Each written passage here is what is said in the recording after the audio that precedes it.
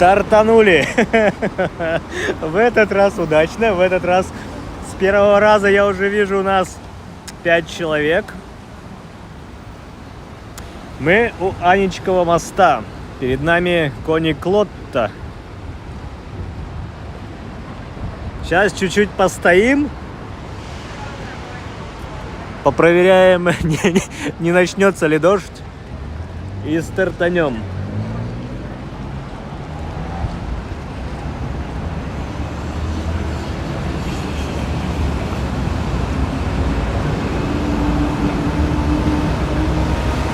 Розовый особняк Белосельских-Белозерских.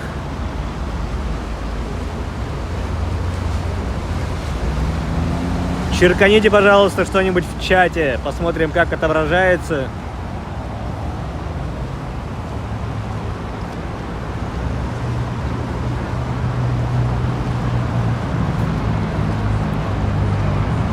Проверим, слышно ли меня.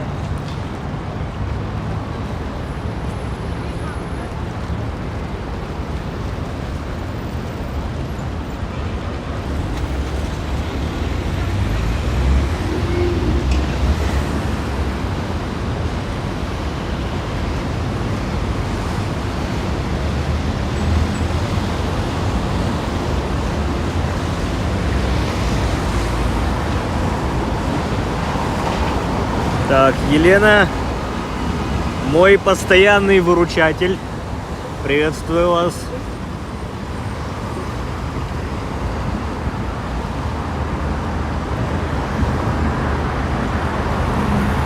Темно-красный. Я бы это розовым назвал.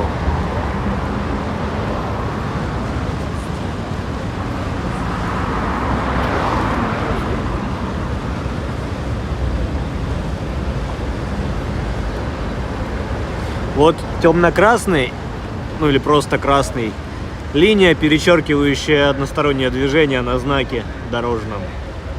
Светофор красный.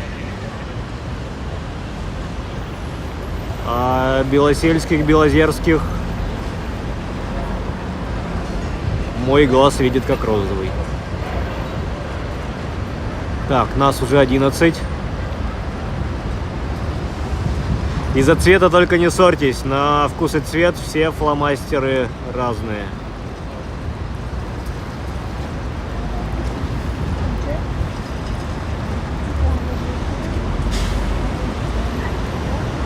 Ну, собственно, мое слово паразит, собственно. Начинаем онлайн прогулку в прямом эфире, приуроченный к Дню города. С днем рождения этого мальчика. 321 годик. 321 годик. Начинаем прогулку от Невского проспекта вдоль реки, вдоль фонтанной реки, когда-то безымянного Ерика.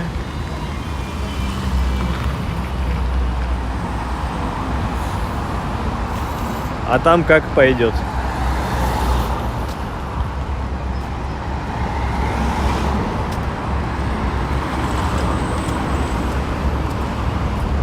Здесь памятная плита на доме. Сейчас попробуем приблизить. Телефотокамера. Оп. В этом доме жил Белинский. Хорошо жил. С таким видом. Так, широкого угла.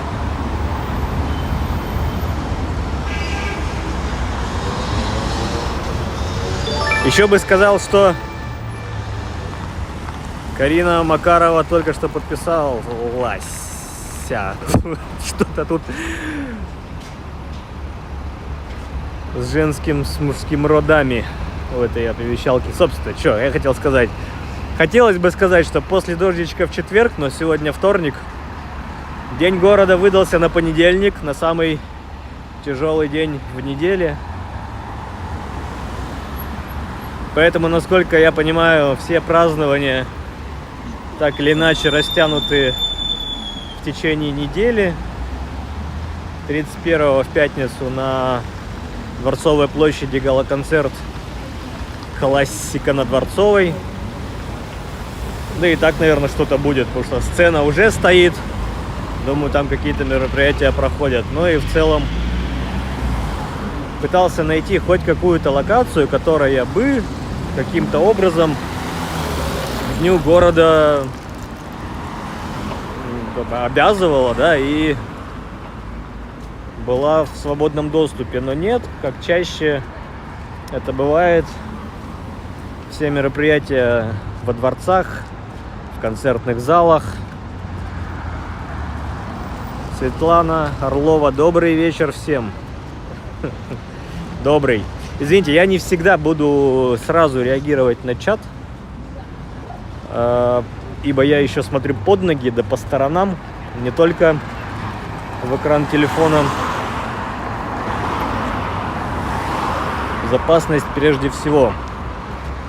У нас что по правую руку? Получается, в таком плачевном виде, в сильно плачевном виде, Итальянский дворец. Да. Чуть левее будет Шереметьевский. Сейчас здесь, я приближу, мы почитаем, что располагается. Российская национальная библиотека.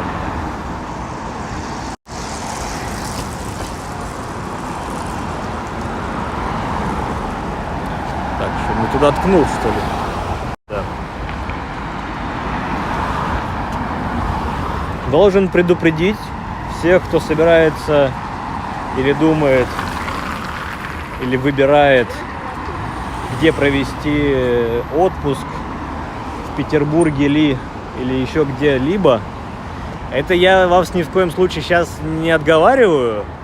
Просто имейте в виду, что в это лето решили масштабно город отреставрировать.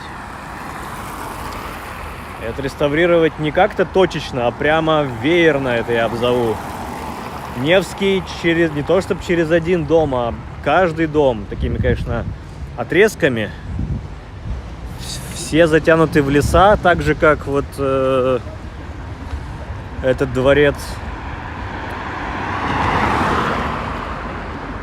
То и ходить вы будете не вдоль красивых зданий и фасадов, а вдоль отлично и свеженатянутых сеток строительных. Но, опять же, мы смотрим левую сторону реки Фонтанки по ходу нашего движения, и на ней все прекрасно. Наврал. Не все здесь затянуто.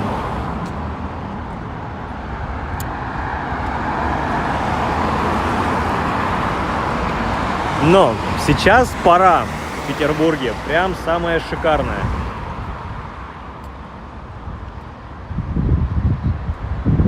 Да, Юрий нам подсказывает, что за нынешней библиотекой остатки итальянского сада регулярного, который некогда был разбит от Фонтанки до Знаменской улицы. Нынешнее восстание.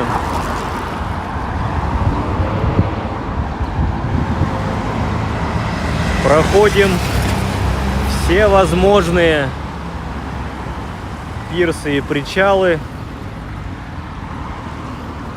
от которых вы с легкостью можете на кораблике прокатиться по рекам и каналам. Очень рекомендую увидеть Петербург с воды. А сейчас перед нами дворец Шереметьевский.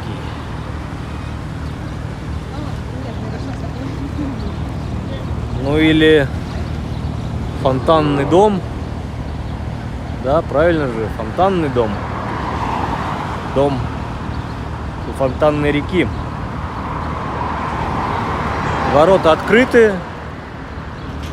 Можно зайти в целом посмотреть при желании.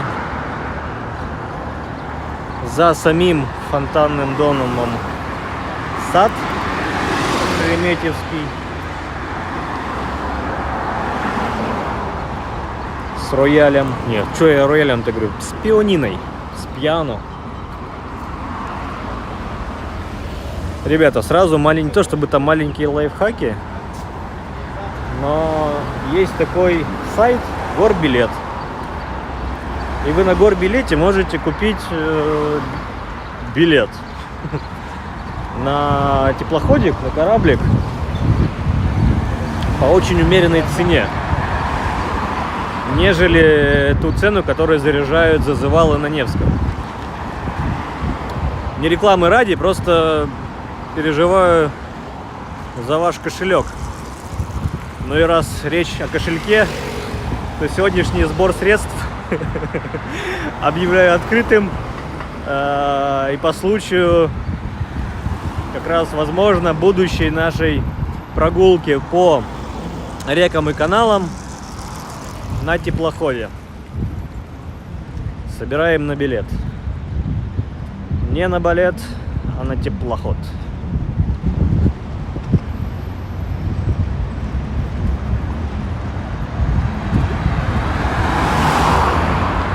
У меня вопросец, говорили, Елена, что слышно меня хорошо. Соответственно, вопрос, хорошо ли еще слышно город, и не мешает ли дорога, шумы машин. Не надо ли мне что-либо подкрутить по звуку?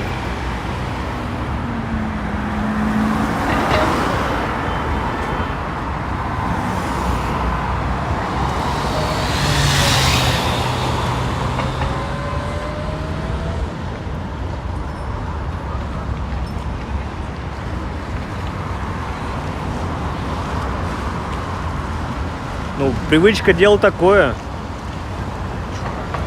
Обычно же к этому, к хорошему быстро привыкаешь.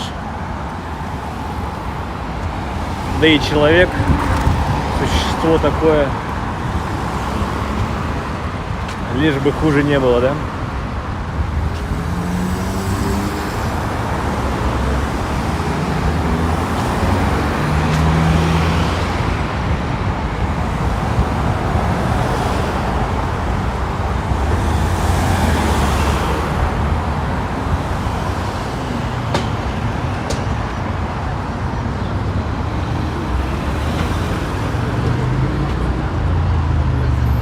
Здесь нам надо будет сейчас... А нет. Здесь мы пойдем через мост.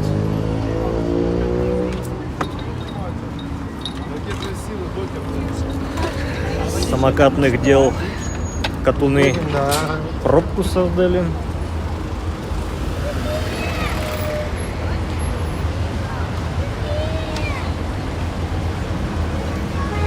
Нет, я не хочу сейчас звук города, я... Ой, что, хочу другое? Ну нет, ладно. Хорошо и хорошо, ладно. Тут больше проблема, когда если был ветер, и ветер бы задувал, и вот это вот шуршание ветреное в микрофон задувания, это плохо. Подходим мы к цирку на Фонтанке.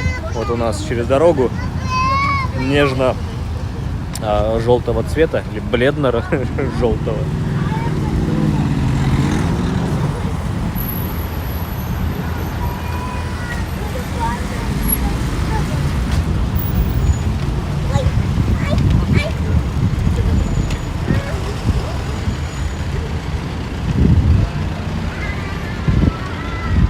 Дождичек и правда был, слава богу, наверное, с полчаса как закончился. Небо осталось едва затянутое. От этого не так печет, но духота присутствует.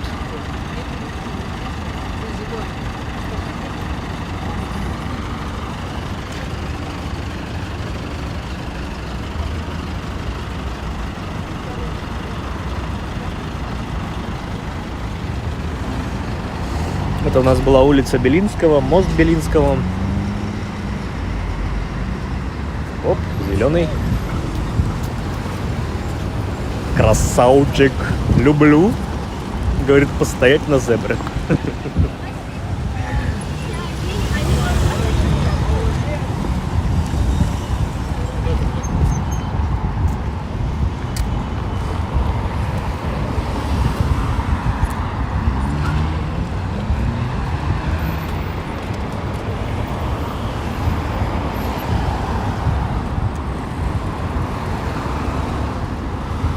Наверное, я к цирку, к главному входу подойду.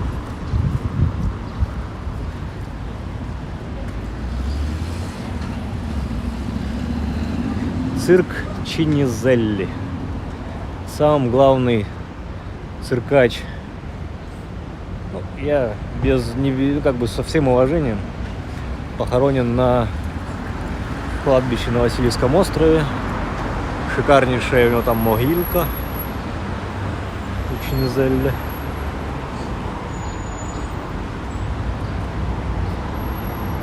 Вход в кассы, ну и центральный вход. Как-то, знаете, бывал тут, когда только-только, видимо, закончилось представление, и мамы с папой со своими чадами, как муравьишки, знаете, так по машинам и под машины, и куда только дети не разбегались. Мне было страшно. Но, наверное, был принцип: выживет сильнейший. Или в конце останется только один.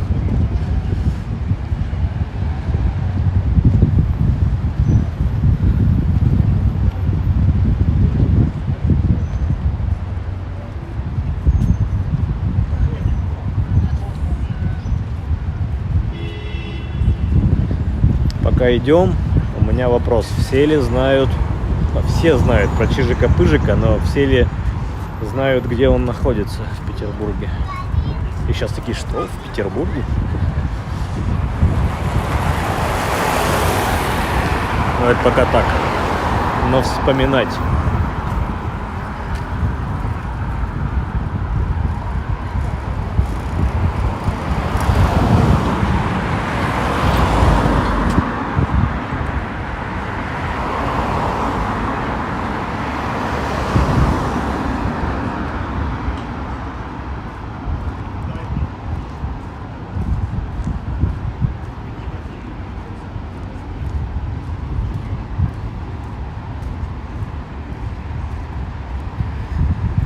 Так, а здесь мы рядом с цирком подошли, как бы так сказать-то, подводочку сделать, к месту, где в годы блокады Ленинграда, можно сказать, это было сердцем электротранспорта Ленинграда.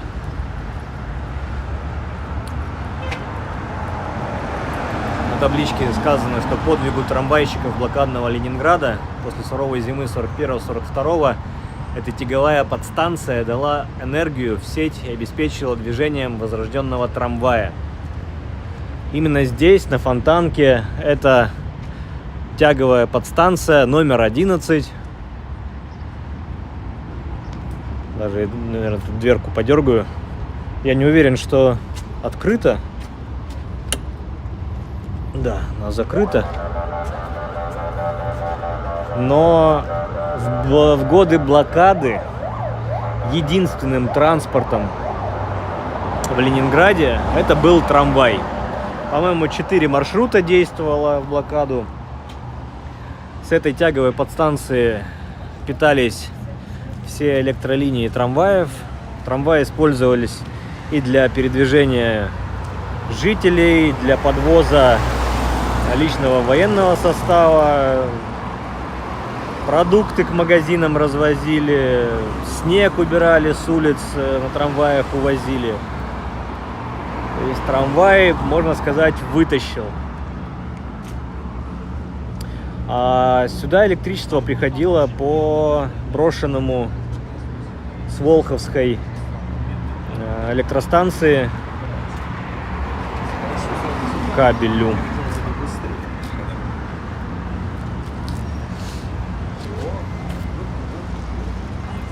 Юрий, специально для вас и в память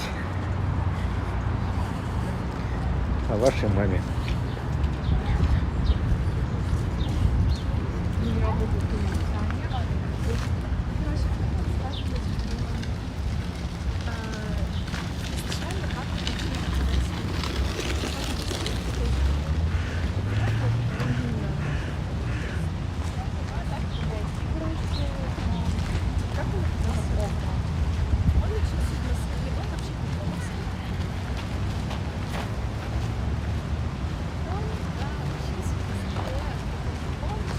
Так, пока не буду комментировать противоположную сторону фонтанки. Мы немножко сейчас привернем к инженерному замку. Вот он у нас уже перед глазами. Так, кстати, всех комментаторов, которые поправляют меня и говорят а-та-та, не коверкай слова. Нет, я так буду. Честно, ну, так бывает, слушайте. Я думаю, когда вы с кем-то идете, как-то и оговариваетесь, и, может быть, где-то намеренно коверкаете слова, тем самым придавая цветовую окраску своему повествованию. Поэтому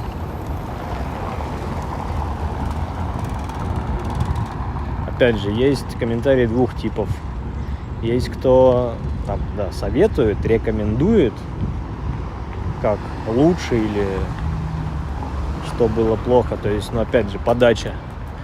А бывает, что ты не так, надо вот так.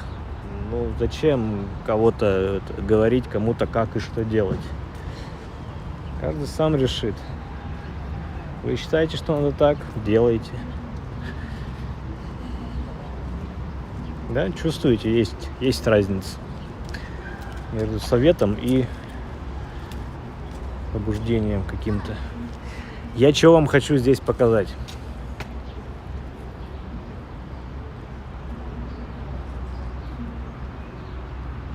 Так, про Петра чуть-чуть впереди. Я вам сейчас покажу. Хотя что, спойлер, правда. Смотрите, что здесь такое у нас в стеночке живет. Это ров инженерного замка. Некогда, когда инженерный замок строился, он был полностью обнесен рвом. К нему можно было попасть только через мосты. Павел I что-то тут опять что ли шведов побаивался или чего, или просто какая-то такая архитектурная задумка была. Как бы весь ансамбль перед дворцом интересен и, скажем так, зеркален. Но здесь слева и справа от центрального входа в инженерный замок стоят оловянные солдатики. Шпыньк поближе. Первый оловянный солдатик. Видите, там монетки в нише. Ну и сейчас мы подойдем к правой стороне. Так, к сожалению, внутренний двор сейчас на решетке. Там у нас навестить бы Павел восседает в бронзе.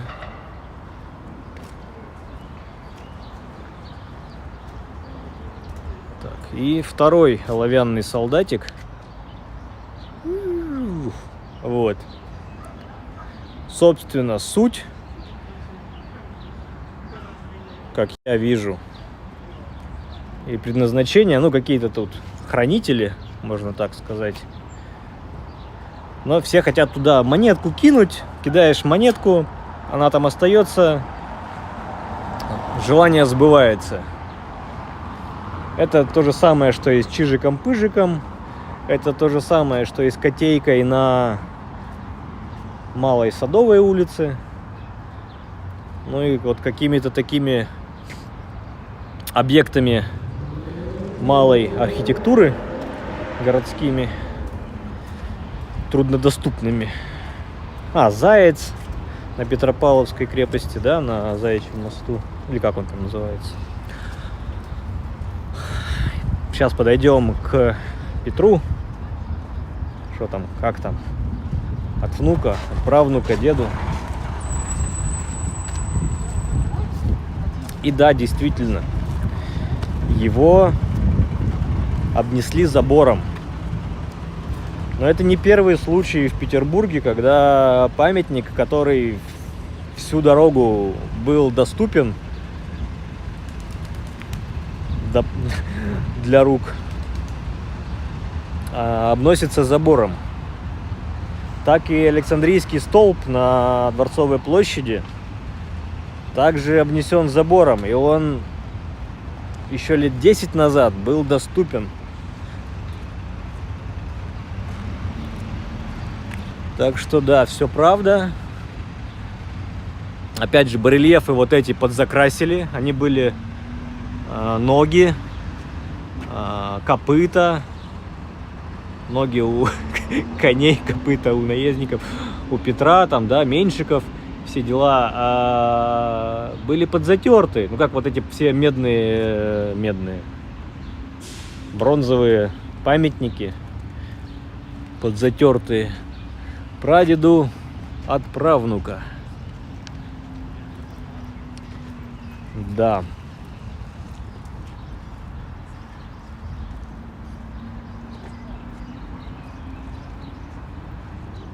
Ну, конечно, прадеду-правнуку весьма нескромно, дабы подчеркнуть законную преемственность власти. Ну, абсолютно. Сапоги, как говорится. Также и Екатерина II на медном всаднике писала. Так, наверное, лучше отойти. Дабы сделать вид. Вид имеет, согласимся. Но мы на Манежную площадь сейчас не пойдем.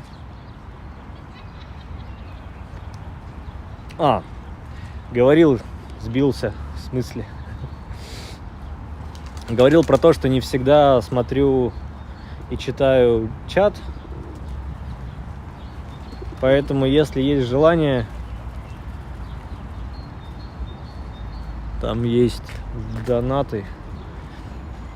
И из какой-то суммы озвучиваются. И если есть прям такое желание и предложение куда-то дойти конкретное, и чтобы вы хотите, чтобы об этом все услышали, то 4 по 100, и я вся ваша. Как там было? Леня, я вся ваша.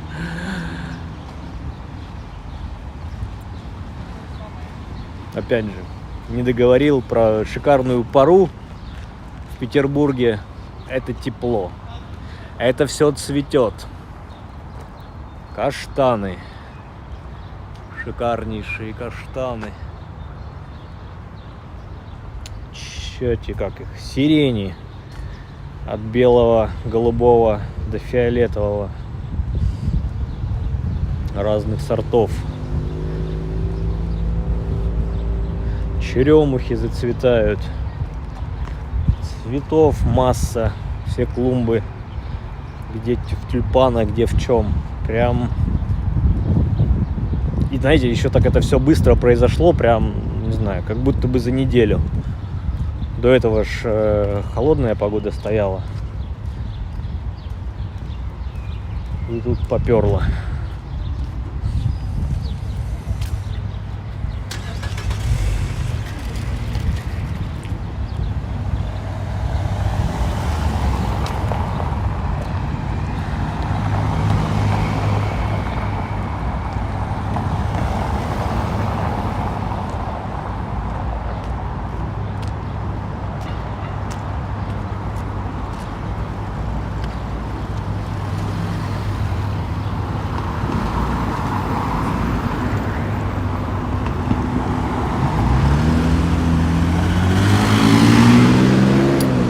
здесь я хочу подойти, глянуть, как мост правильно называется. Второй инженерный мост.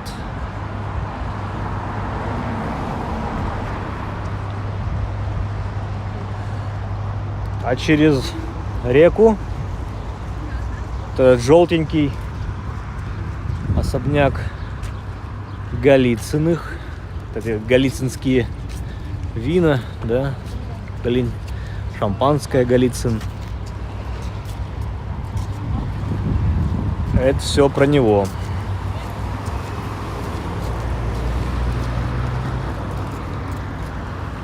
Кто-то его недавно выкупил и в нем делает полные реставрации. Что можно сказать про инженерный замок? Павел его, конечно, задумывал интересно. То есть инженерный или Михайловский замок. Там в честь святого Михаила, да, ведь? Он с внешней части имеет 4 стороны. Квадрат. И все 4 стороны выполнены в различных архитектурных техниках. Это чтобы вы знали. Внутри 8-угольный двор. Действует как музей. Можно посетить. Существует легенда, что призрак Павла до сих пор шастает там, невинно убиенный. Но по официальной легенде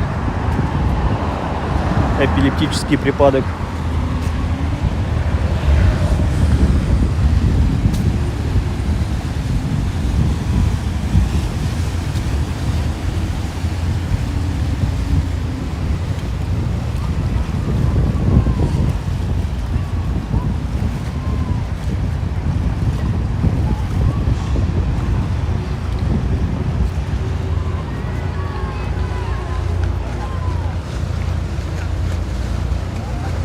Как вам вид?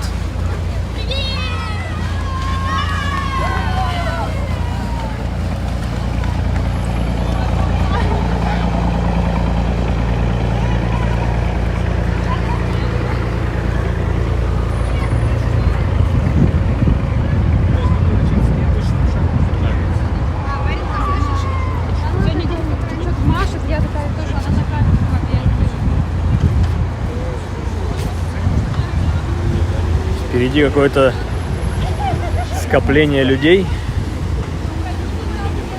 И неспроста.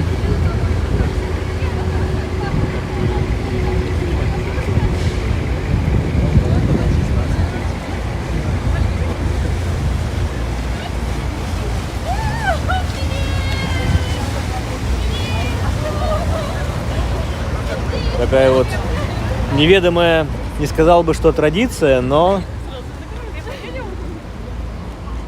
парные махания. Кто-то с борта, кто-то с мостов. Так вот, мы тут шижик-пыжик. Где ты был? На Фонтанке водку пил.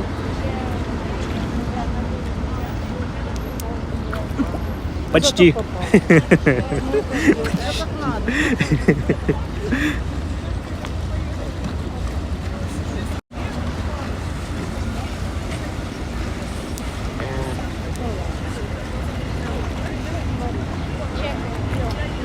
Тут призабавнейше, что сейчас под водой видно, как бетонная сетка, как будто бы. Я так понимаю, это они деньги защищают. То есть монеты проваливаются, а потом будет их тяжелее магнитом собрать. Но тут пловцы денег такие присутствуют.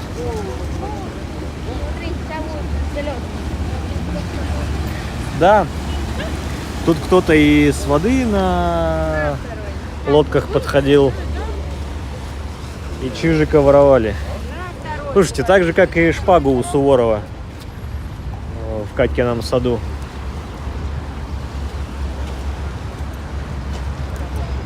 Такой вот малыш непримечательный, да, вот он вам. Ну вот я говорю, вот тут из-за этой сетки магнитом поработать тяжело. Так. Река Фонтанка.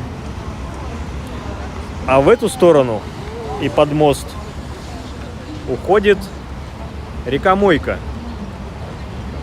А чуть дальше Моечка делает ответвление налево.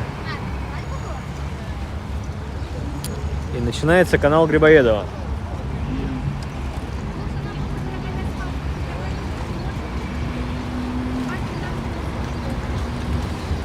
Перед нами летний сад, обновленный пару лет назад, обновленный путем обрезания сильно разросшихся лип и кленов.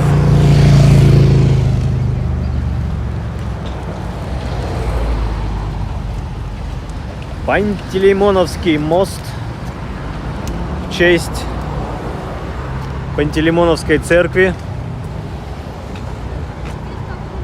А мы подошли к очередному, скажем так, к очередной исторической локации, такой же, как Литейные и Пушечные дворы, да, Литейная слобода. При Петре граница города, можно сказать, была здесь. Слева летний сад, и все пошло налево. Справа, со стороны вот этого безымянного ерика, уже был загород. И Петр с производства выносил за него особенно опасные, пожароопасные. Город был еще деревянный, каменных зданий еще было мало. И в этой части уже в 20-х годах 18 века была построена верфь. В большей части верфь производила небольшие суда для частного использования, ибо Петром было строго-настрого запрещено вплоть до штрафов перемещаться во-первых, строить мосты, а во-вторых, по рекам и каналам, по Неве, в акватории Невы передвигаться. Так Петр хотел, чтобы передвигались на лодках. А еще не просто на лодках, а еще и под парусом. Для этого еженедельно он там устраивал какие-то смотры, учения, 5-10, и вот это все. Но после смерти Петра вот эта вся его парадигма создать Северную Венецию стала теряться. Стали строить мосты. Верфь сначала деревянная, а после строительства первой как раз каменное здание, это была Пантелеймоновская церковь. Привет из Сибири, Анна. Привет в Сибирь из Петербурга. А вслед и сами верфи были в камень загнаны. Но, собственно, начали строиться мосты. Нет, покажу все-таки фасады от Фонтанки. Покажу. Правда, не успел. Ну, пойдем вдоль чуть-чуть. А что, вдоль пойдем? Нет, не пойдем. Как шел, так и пойду. Красивого мало. Я вот даже отсюда вижу, что пусть сетки сняли, но фасад ветшает. Так вот, продолжим. После того, как верфь перенесли на Выборгскую сторону, на этом месте построили склады. Склады для соли и вина. И место это стало именоваться Соляной городок. Мышление уже... Помехи в эфире, извините. Мышление уже от слободы, от слободского, да, если все были слободы, всякие там слободы, уже по-городскому начали мыслить. Ну, собственно, соляной городок. Потому что здесь были склады соли преимущественно. Ой, склады соли. Соль была... имела, как это, господи, сказать-то, государственную монополию. В общем, государство имело монополию на соль, на продажу солью. Частные лавки или там кто-то тоже могли... Так, здесь вход в Пантелеймоновскую церковь. Это единственное, сразу забегая вперед, здание, оставшееся с тех времен, можно сказать, с Петровских, здесь в округе. Так вот, дальше. Государство имело монополию на продажу соли. Соль, конечно, добывали и монастыри, и частные, но продавать могло только государство. Перед тем, как продавать частным каким-то лицам, они должны были ее купить здесь. Собственно, все, что нам говорит о соляном городке, это единственное, что осталось, название Соляной переулок. Сейчас как раз пройдем по нему. Впоследствии на месте соляного городка, вот эти, где уже склады соли, в 1870-м была первая техническая выставка достижений российской промышленности. Ну а после на этом месте организовывали всевозможные... Так, у нас широкий угол, конечно. Всевозможные музеи и т.д. и т.п. Но впоследствии Штиглиц организовывает здесь и строит два здания. Первое — это училище, как правильно это бы сказать, хочу сказать, чертежников, но это, наверное, неуважительно. Сейчас же у нас все оскорбляются на все. А слева здание делалось как музей изначально. Сейчас Академия именно Штиглица, вернули историческое название. В советские годы это было имени Мухина. Старожилы наверняка помнят именно под названием как Муха, в Мухе, у Мухи. Но вот в недавнем времени вернули имя Штиглица Академии. Сейчас подойдем, и я прочитаю, как правильно называется. Тут вот эти все товарищи тоже, видите, как потерты. Но это покровители, скажем так, искусств и учеников, студентов Академии. Видите, кто-то лепит, кто-то рисует, кто-то из камня высекает. Так, этот товарищ что-то у него не хватает в руках, что-то должно быть. И вот на том фонарном столбе, наверное, тоже. Так, Анна просит рассказать о себе. Она недавно на нашем канале спрашивает, коренной ли я петербуржец. Нет. Нет, расскажу, нет, не коренной.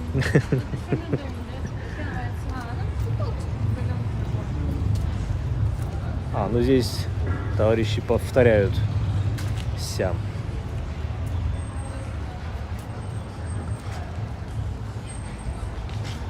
Я поимею наглость и дерну дверь. Тут бабушки так хорошо выходили. Нет, закрыли. Но можно постучать.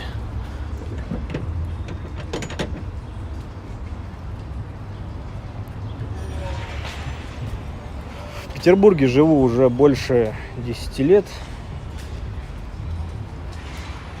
Наверное, уже без малого и 15. Просто люблю этот город, люблю гулять. И в какой-то момент я решил, а чё я один-то?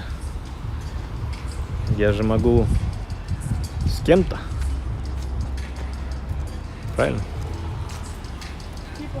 Саша Пугачева говорит нам привет всем. Так, читаем. Здание построено Мейсмахером. Да, архитектор Мейсмахер.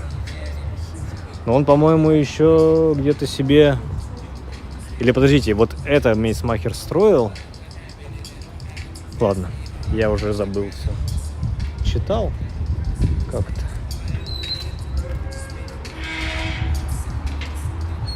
Напротив прямо школа. Общеобразовательная.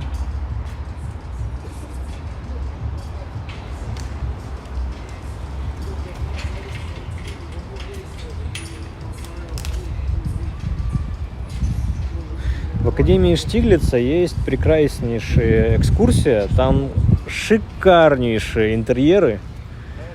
Издалека, вот я не обратил внимания, над крышей возвышается купол. Слушайте, тут ни одной таблички или вывески. Что? Санкт-Петербургская государственная художественная промышленная академия имени Штиглица.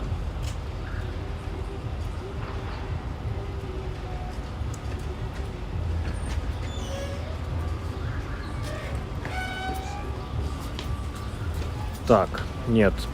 Спрашивают подсказать по отелям. Так, тут студентки сбегают. Наверное. Мы заскочим. Сильно проходить не будем. Но к истории, скажем так, прикоснемся. Достаточно нам вот прямо там прямо вот тот шикарный зал с куполом, да? Нет?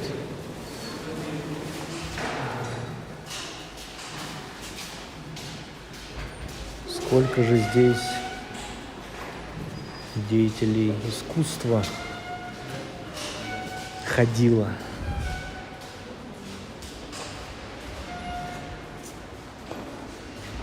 Так, приближу.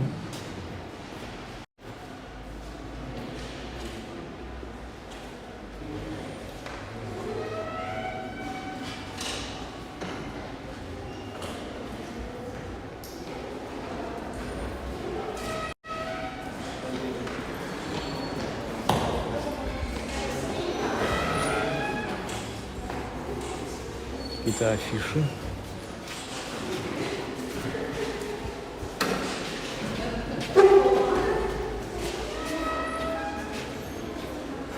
Ну и самое главное, это вот входная группа в дереве. Я так понимаю, это максимально оригинал.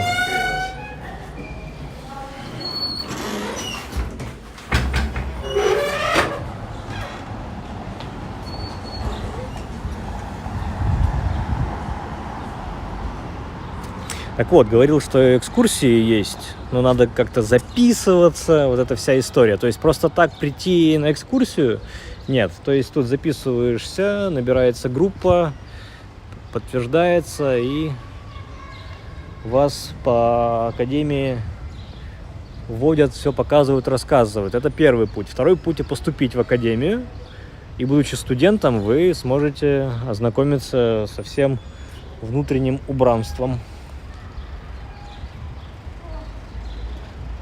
этой шикарной академии Штиглица.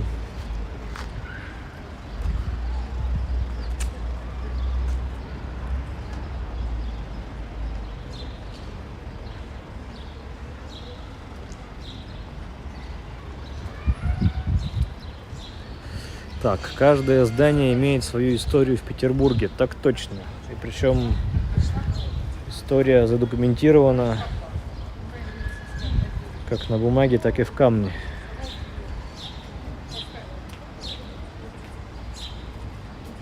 Да. У них можно через ВК-страничку записаться. Так точно.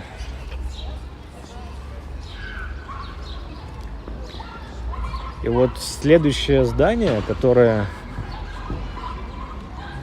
так или иначе имеет отношение или к Штиглице, или к соляному городку. Сейчас в нем музей обороны Ленинграда. Изначально его основали практически сразу после войны, в 1947 году. И до 1952 он просуществовал. Александр, я академию прям к табличке подходил. Просто загуглите: Академия имени Штиглица.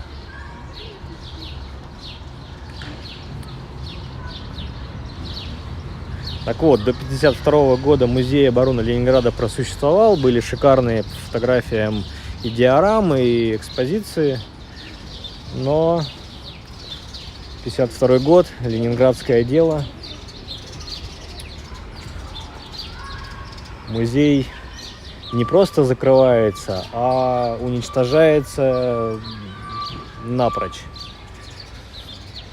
И сейчас вот здесь я уже вторую показываю скульптурную группу. Это современный памятник врачам, учителям и прочим специальностям, которые помогали выжить жителям города в блокаду.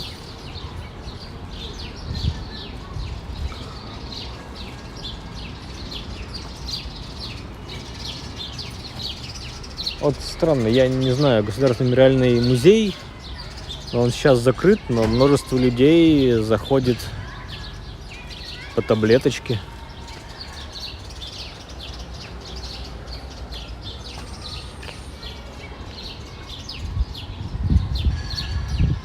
Зайдем в этот парчок. А вообще есть желание пройти по Соляному переулку дальше.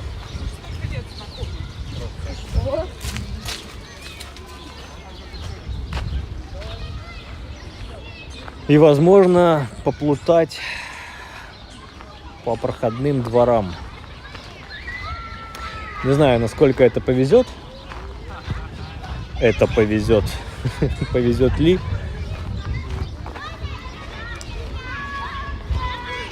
Вот здесь вот выйду слева.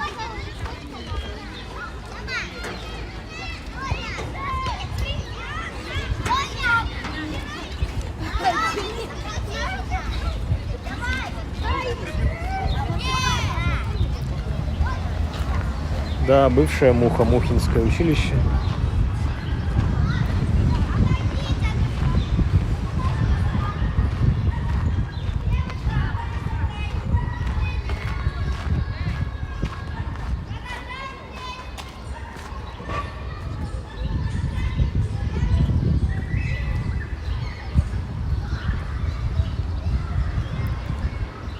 Так, сейчас вернусь на Соляной переулок.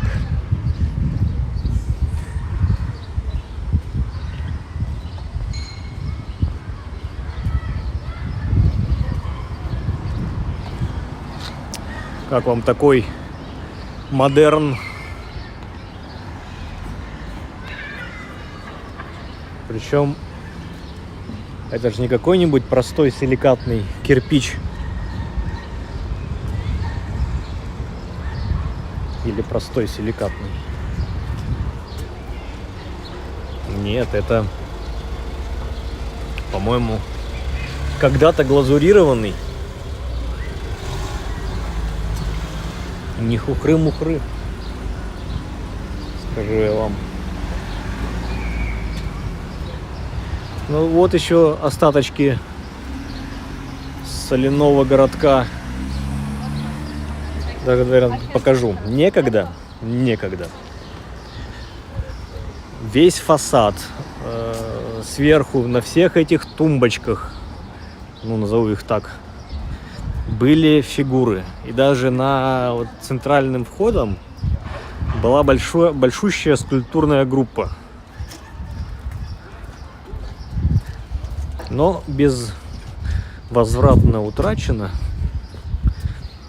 И не какие-нибудь там злющие большевики постарались, нет. Уже на фотографиях 1914 года их не было. И вот в этих нишах были скульптурки. То есть тут дорого-богато. Тут от всего убранства внешнего, наверное, осталось 20%, скажем так. Напомню, вот это вот зелень, летний сад. Отделенная от нас рекой Фонтанкой. Отделенный. Так, я все не могу на соляной вернуться. Юрий, спасибо, что помогаете.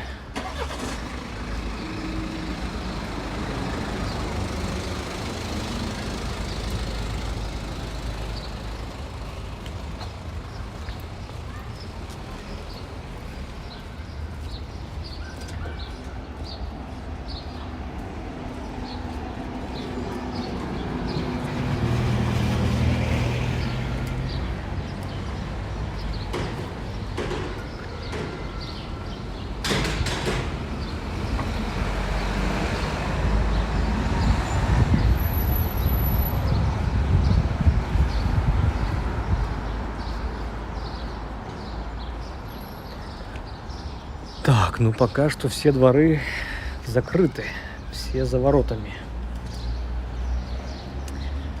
Но, как говорится, я тут знаю одно местечко. Есть тут у меня один могильничек.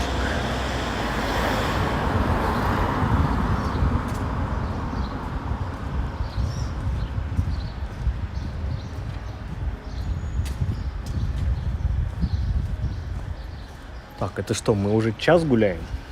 Ёлки-палки.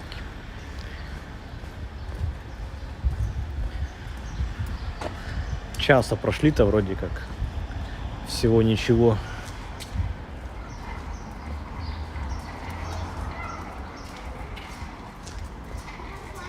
Так, даже показывать не буду. Такой трэш.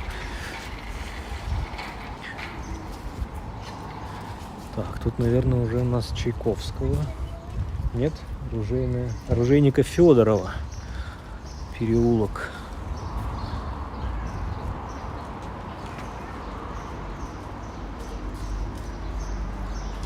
Ну, Елена, вы у Юрия спрашиваете, как будто бы он не настолько старый. Вы чего?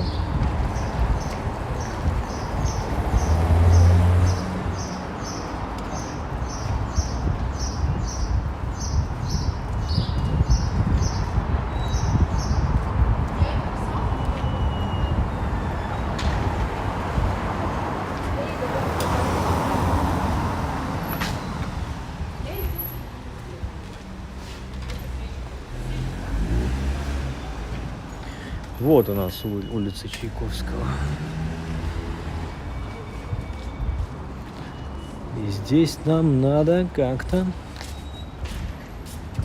криво, косо, боком перейти.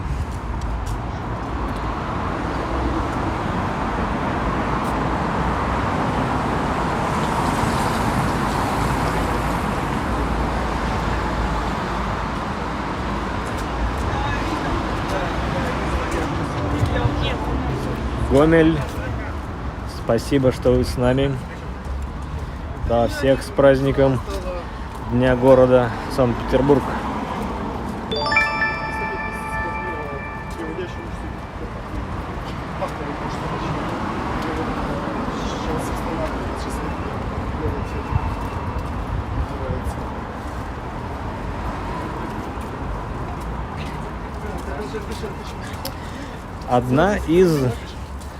Один из вариантов, почему окна первых этажей там посередину, да, там высоты под землей оказываются, это такой лайфхак был. Дабы меньше налога платить, оплатили налог за каждый этаж, а подвальный, вот как в этом случае, да, подвальный этаж, вот этот первый этаж, он не считался этажом, за него налог не платили. Поэтому был такой ход конем. Смотрите, на Чайковского тут немножко сейчас шмыгаем во двор. Двор, благо, без ворот. Как раз тут и ребята, группа побежала.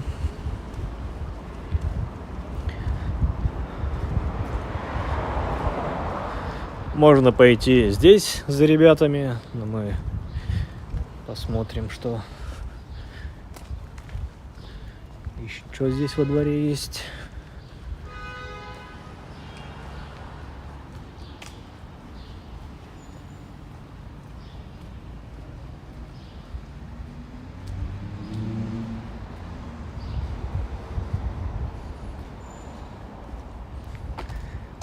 В подтверждение слов Юрия, что да, поднятие культурного слоя, видел, когда при ремонтных работах вскрывали асфальт, пилили, и там оказывалось, наверное, ну как минимум полметра слоев асфальта.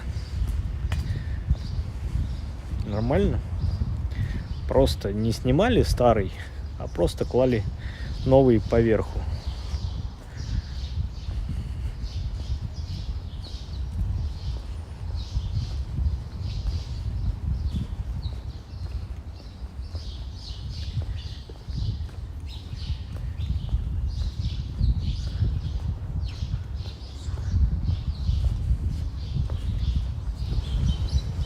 Ой, как шикарно.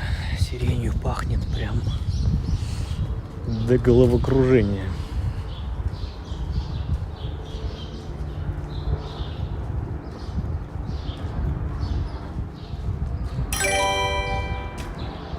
Аноним 2 евро. Ничего себе. Ничего себе. Инвалюта пошла.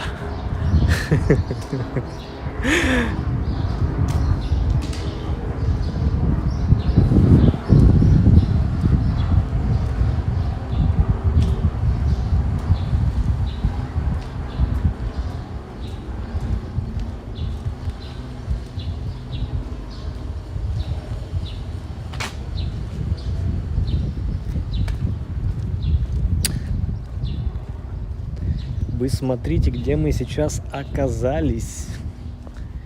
На картах это место именуется Мозаичатый дворик.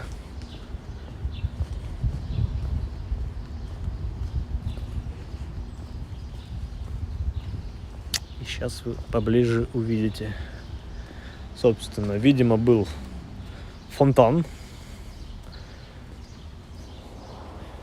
Действительно, когда-то в технике мозаики оформленный.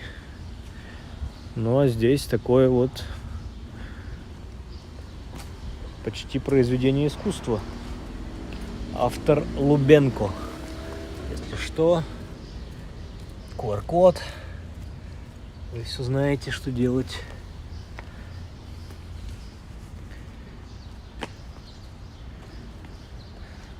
И под ногами мозаика. И все бордюрчики. Все мозаика. Майзайка. Нет, это не все. Двор практически весь в мозаике. Так, я теряюсь, куда бежать сначала. Давайте по часовой стрелке будем обходить двор.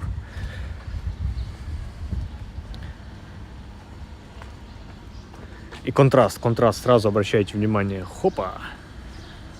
Разбитые стекла. Видимо, это был тепловой узел. Некогда кочегарка.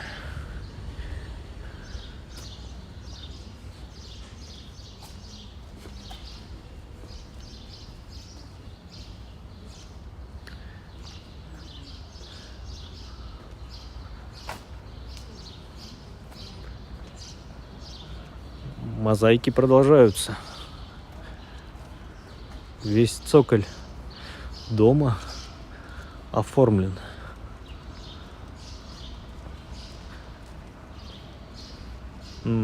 Прелестно. Тут можно выйти на фонтанку. Сейчас мы, наверное, выглянем и вернемся обратно. Ой, посмотрите, даже как тут интересно оформлен нижний ярус лифта. Вот лифт уходит, внешний лифт, уличный. И вот такие атланты и современные кариатиды. Это у нас Геракл, получается, да? Тут это у него, наверное, голова льва.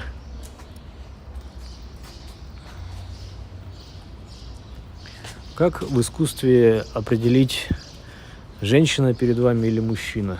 Все просто. Есть титя. Женщина. Не видно тити. Мужчина.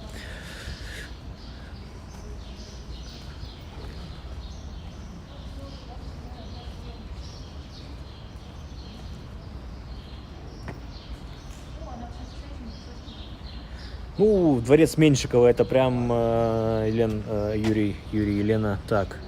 Я вот про Меньшикова хотел сказать. Просто если вы будете когда-либо рядом, хотя бы даже проходить по Васильевскому острову, по Университетской набережной, мимо дворца Меньшикова, вы прям офигеете, что у вас слева вроде бы Нева, а справа дворец Меньшикова и ров уходит туда вниз. И уровень первых этажей прям сильно ниже, чем сейчас тротуар в том месте. И действительно, уровень земли был меньше, ниже. Так, мы здесь уже по этому дворику, видимо, тут закончилась мозаика. Возвращаемся обратно.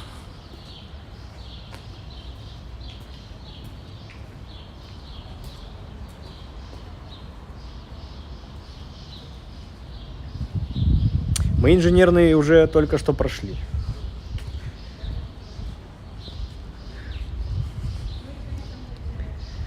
Так, я извиняюсь, сейчас будет немножко прервется. Я посмотрю, какая у меня батарейка.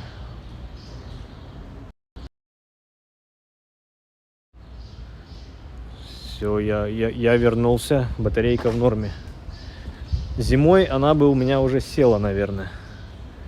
Студия «Вулкан», Малая академия искусств, гласит табличка.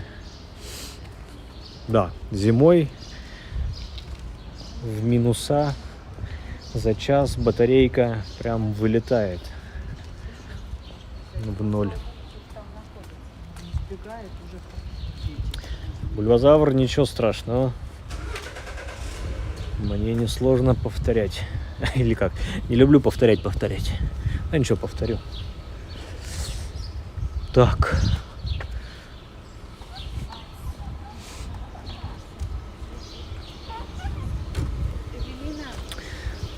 Может показаться местечко странным, но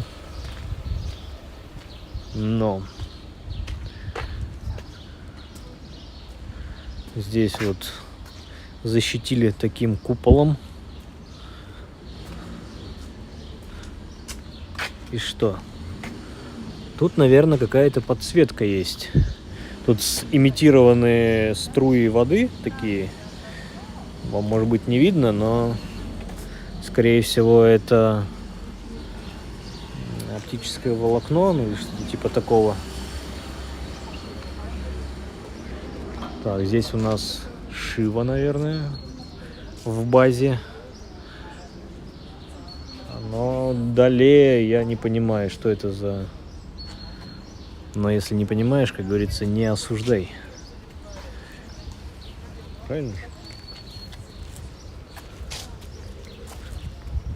Ну, а знаете, люди любят. Если что-то не поняли, значит, это плохо. То, что они не поняли. То, что они не поняли в силу своей ограниченности осознания и восприятия мира, для них это невдомек.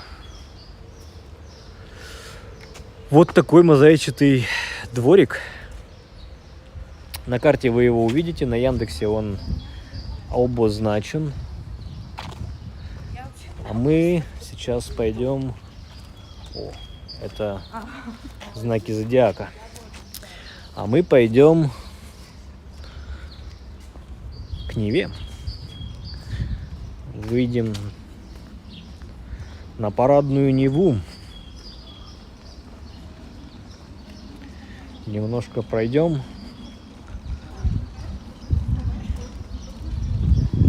По ней.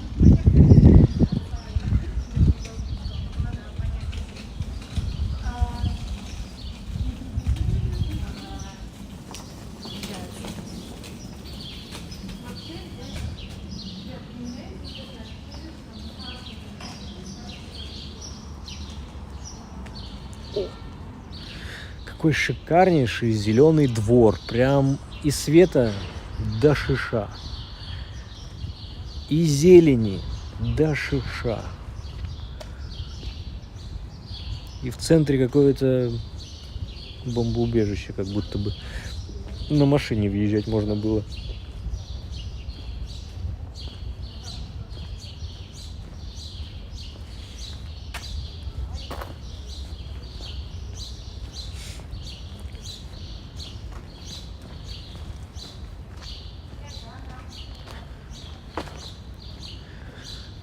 Так, и акации уже зацвели.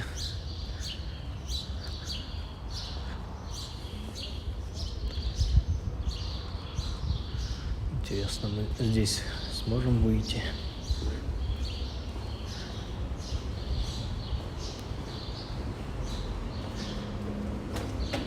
Что-то я... Кнопка больше похожа на звонок. О, нет, магнит открылся. Мы такие раз, и летний дворец Петра. Сразу.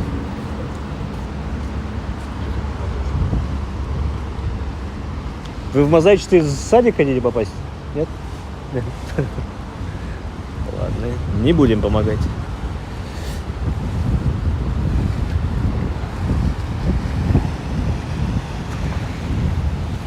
Вот. Летний дворец Петра. Знакомьтесь.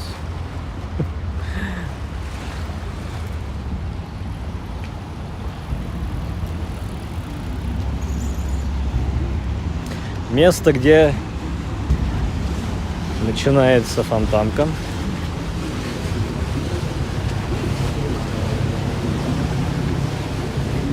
Напомню, что мы собираем на прогулку по рекам и каналам. Почему-то донат был, а вот этот прогресс-баре, который рядом с QR-кодом, не прибавилось почему-то. Странно. Что мы имеем за рекой? Справа Литейный мост, Выборгская набережная. Далее переходит в Пироговскую. Там из-за угла выглядывает Аврора. Сейчас приближу. Вот эти 3 трубы. Это та самая Аврора.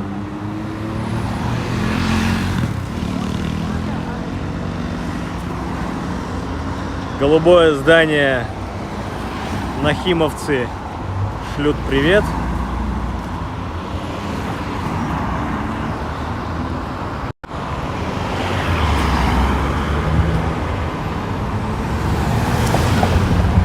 Пройдем вдоль ограды летнего сада.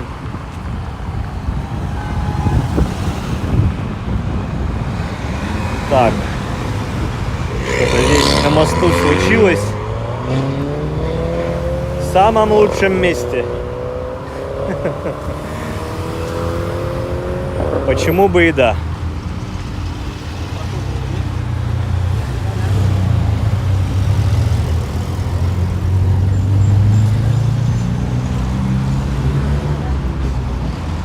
Вход в летний сад, слава богу, бесплатный.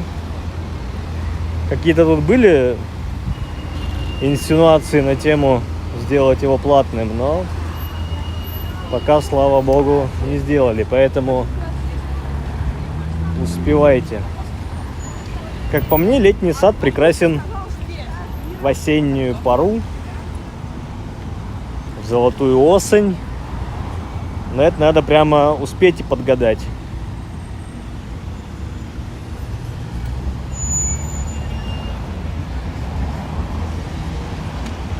Впереди у нас Троицкий мост. Из-за него виднеется с таким высоченным шпилем Петропавловский собор.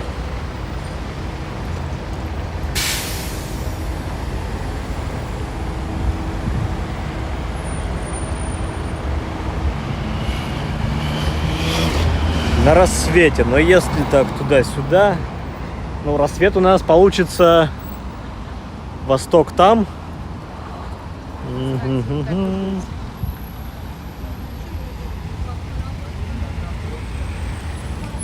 Так, а что, время у нас 6:49, а летний сад...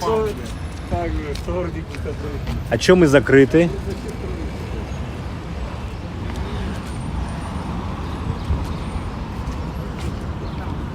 Так.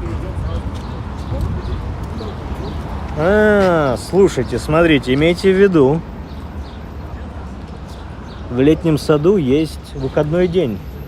Это вторник. Фонтаны не работают. Так.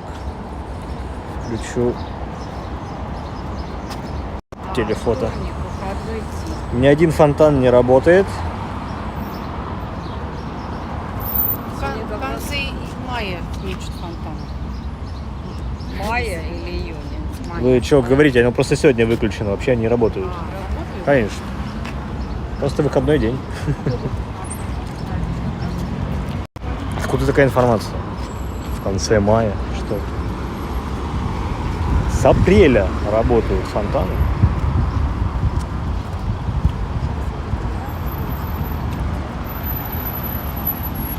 Сейчас подойду поближе, прямо почти вплотную к автобусу экскурсионному.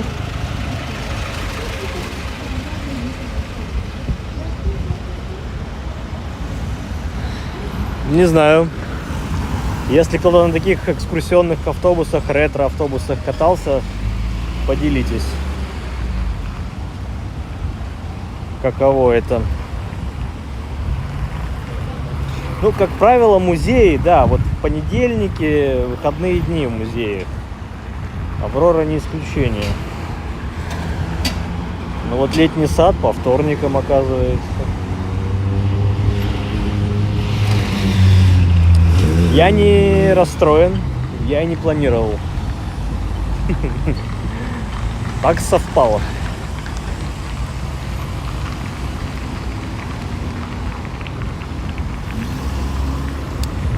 Сейчас мы выйдем через площадь Суворова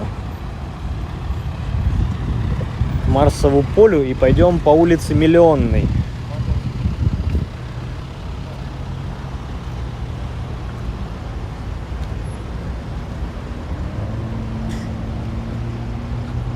Или даже нет, не будем Суворовскую ждать. Пройдем здесь. Вдоль Лебяжьей канавки.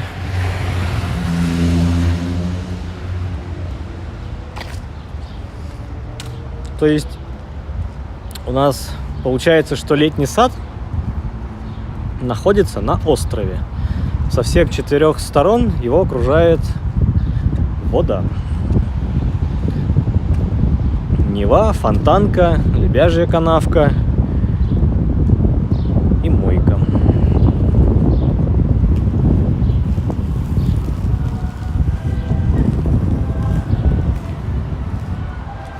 Вот здесь тоже в лесах очередная академия искусств. Какие-то хоралы тут поют.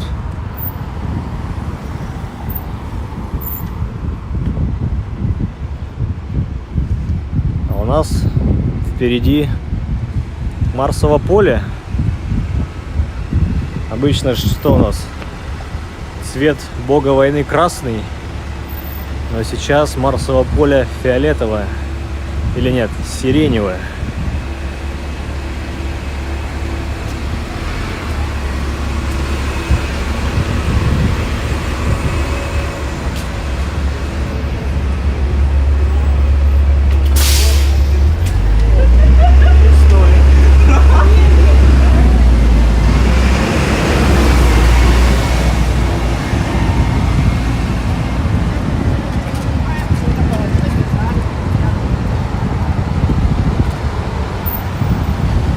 Так, Ирина говорит, что на новогодних праздниках были, и им очень на такой экскурсии понравилось. Хорошо, хорошо.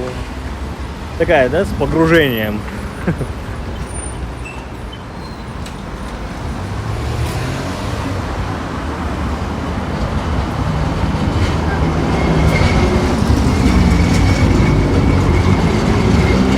Третий трамвай, пожалуйста. Я так понимаю, раз троечка здесь идет... А, нет, это не совсем не означает, что маршрут вернули. Скорее всего... Ну, по крайней мере, троечка уже опять едет по Троицкому мосту, а не по Литейному. Выезжает ли она прямиком сейчас на Садовую? Это я к чему говорю? К тому, что у нас была прогулка на... Прокатка. Не прогулка, прокатка. Мы катались на трамвае номер 3 через весь исторический центр. Боже, боже.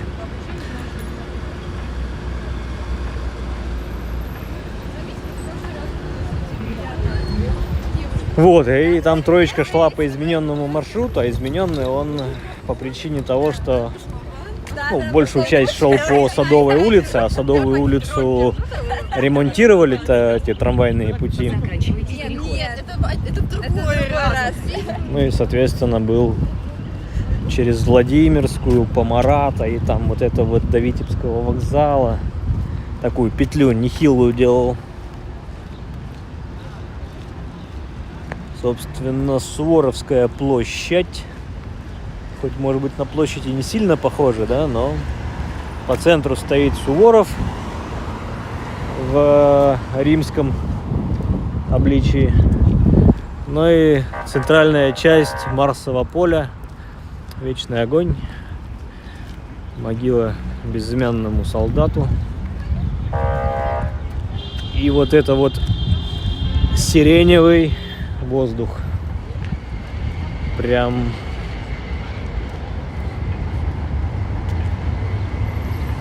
до одури. Вот этот запах.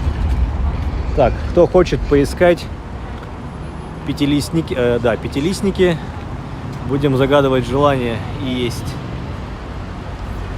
Кто так делал? Я вот сходу не вижу. Это надо глаз алмаз иметь. Ладно, не будем время тратить.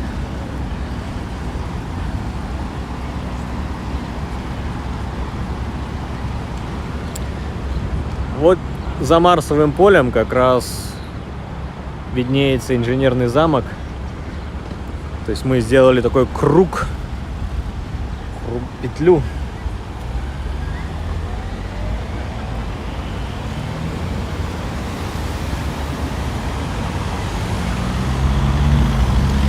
И идем уже по Миллионной, ну или пока не, сейчас на нее выйдем. И пройдем по Миллионной до Дворцовой площади. 20, хотя бы до 5 километров, то ты сразу же упадешь.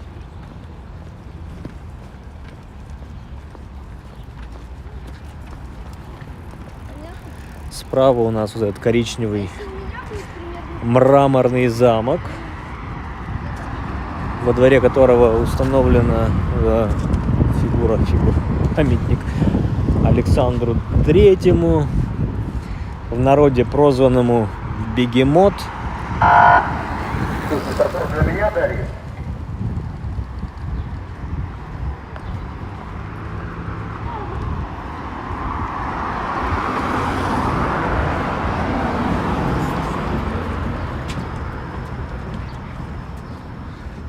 Мраморный замок относится к Русскому музею. Входит в комплекс музеев. Соответственно, у них, по-моему, есть единый билет. Несколько музеев. И вот Мраморный вроде входит в него.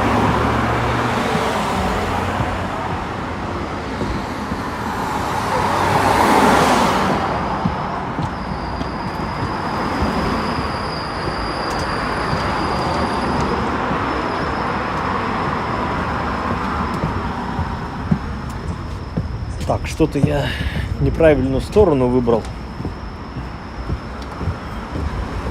Надо было справа идти. Оп, подождите. Приблизить. А? Какова красота.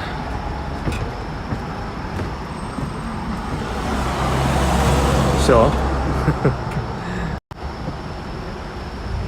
Такие вот виды простреливают между домами.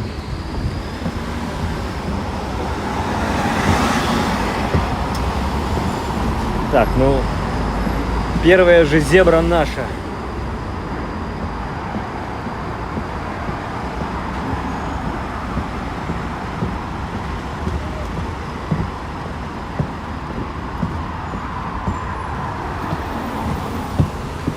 Надо нам метнуться туда, на ту сторону, да и будут особнячки как раз подсвечены солнышком.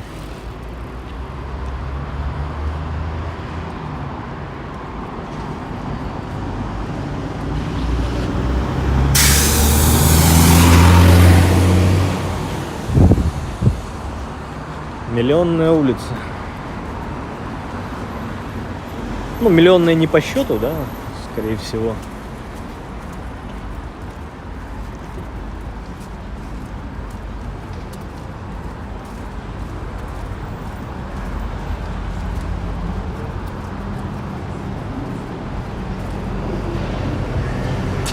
Поговаривают, что где-то Боярский тут живет. На Миллионной.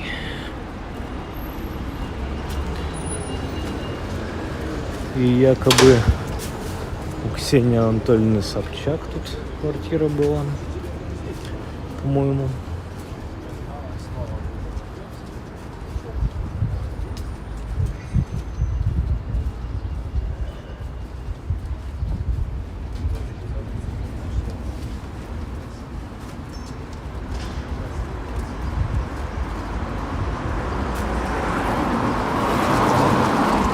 То есть мы сейчас идем прямиком к Дворцовой площади. Мы могли, конечно, бы и по мойке, вдоль мойки пройти, но, по-моему, мы вдоль мойки уже так ходили. Зимой это было. Ой. Какой-то дворик. Куда-то заходим. Почему бы не зайти, да? Вот посмотрим. Скорее всего, вот этот дом, окна выходят на ту сторону, прямо на Неву. Какая забавная тут у них ротонда. Классная. Со скамеечками.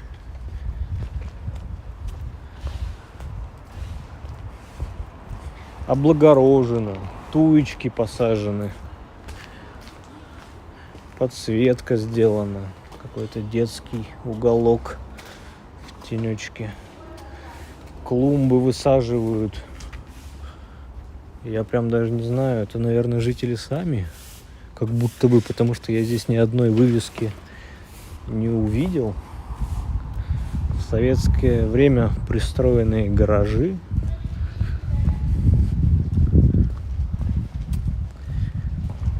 Рода около Зимнего. Так точно.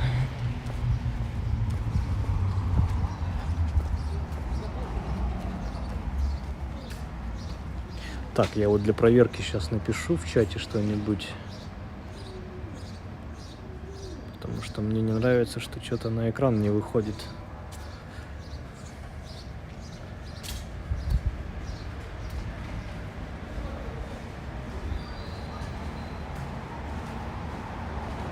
А нет, выходит. Это я просматриваю. Какая бибика. Ну, в плане Тесла и Тесла, но в пленку такую затянуто. Самая дешевая Тесла. Model 3.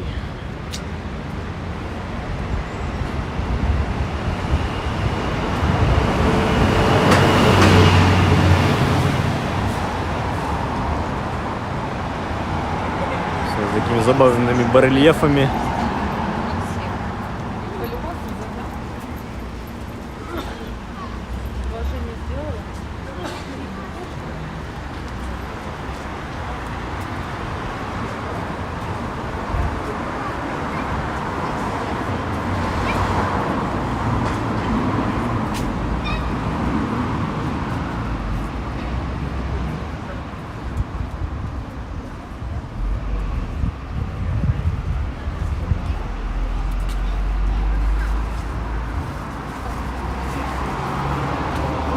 Сейчас заодно воочию посмотрим, как там оформлена Дворцовая в честь Дня города.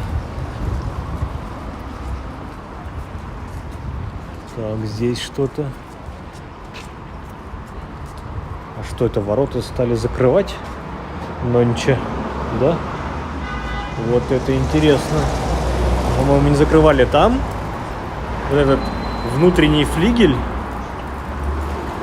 Это конюшни были. И... Ой, извиняюсь. Кого-то чуть не сшиб, сдавая назад.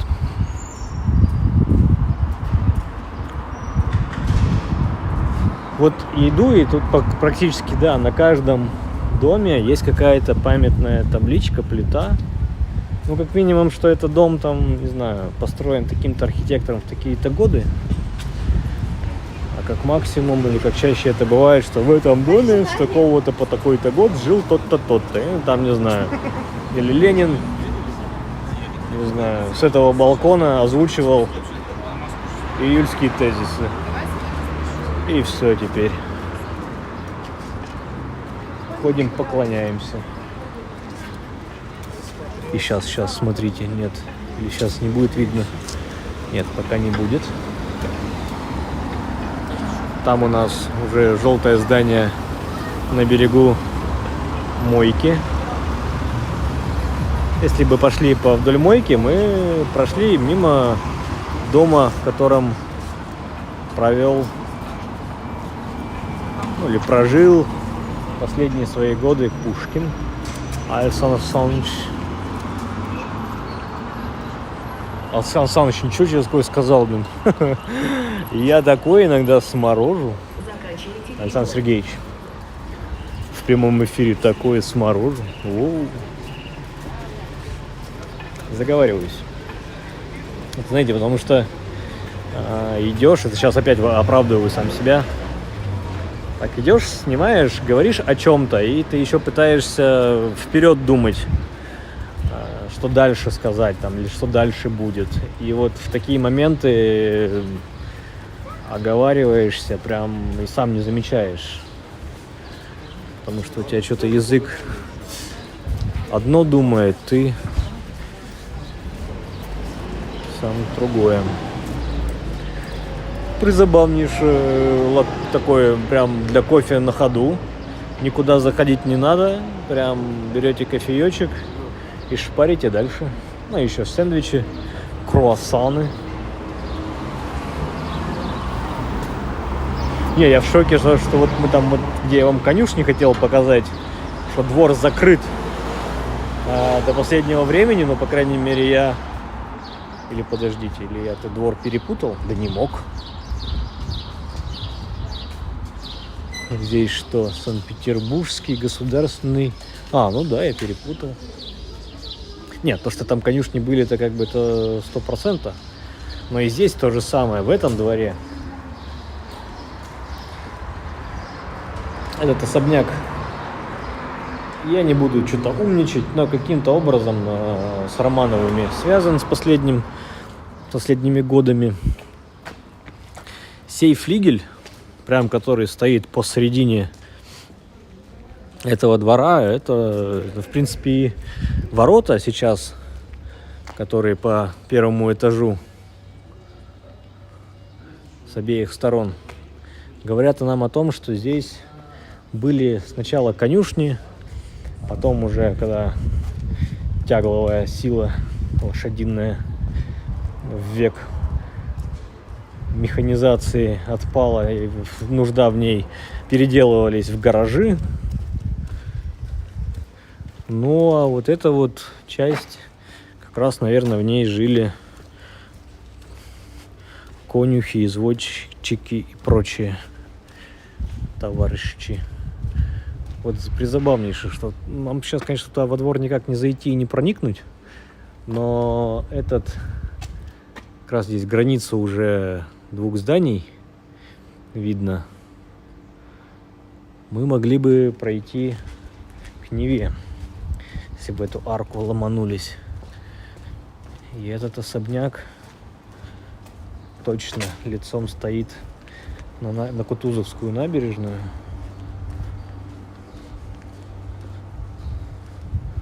Ну, мы хотя бы сейчас через ограду. Есть гостиничный комплекс «Наука», говорит нам табличка. Ой. Гостиница находится на 3-м этаже. Боже, вы посмотрите. Вот такие летние, или как, больше зимний сад делал, да, кто-то себе. Воу-воу-воу. Ну, то есть, да, вот эта уже часть выходит на Неву, а это внутренний флигель дворца этого. Ну, правда, дворец прям тут. Дорого-богато. Как вам?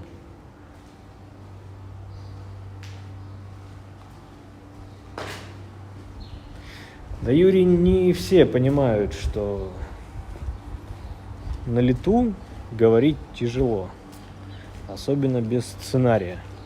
Конечно, могут сказать, что пишите сценарий, но это будет совершенно другая история, другой коленкор, как говорится.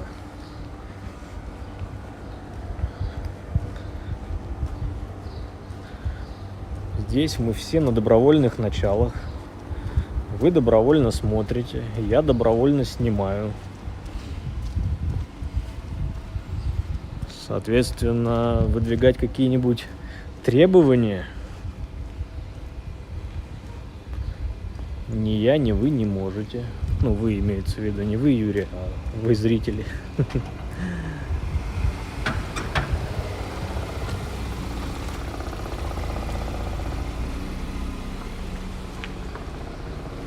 Сейчас бы как бы тут нас шлагбаумом-то не прибило. Да. Воротины. Я бы, конечно, кроме истории,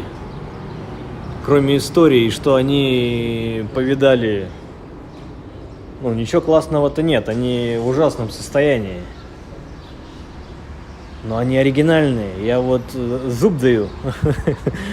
Они оригинальные. Ну и в очередной раз, ни разу в этот раз еще не сказал, но повторюсь, что это такое? Давайте викторину в комментариях, что это за два столбика. Ваши варианты. Кто 100% знает, не пишет пока.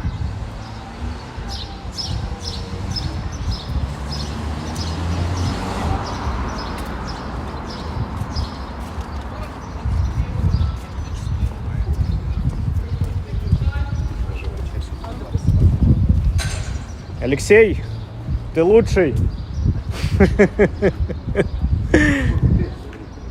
Современный поэт Алексей Никонов. Это мы.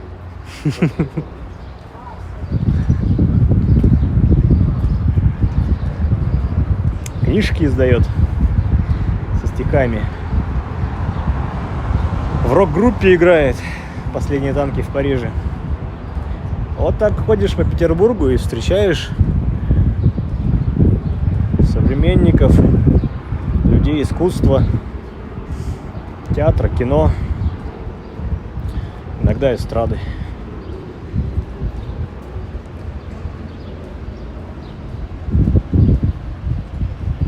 Да, это были каретные отбойники или тележные отбойники, все верно.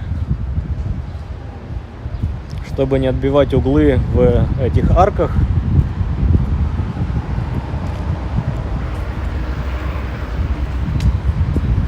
и вот, кстати, по этим отбойникам тоже можно, это к вопросу про первые этажи низкие, да, или там заглубленные. Эти же отбойники тоже не убирают, когда асфальт новый кладут, и они тоже также уходят под землю. В некоторых случаях их, конечно, поднимают над асфальтом, но чаще их также замуровывают под землю. Зимняя канавка,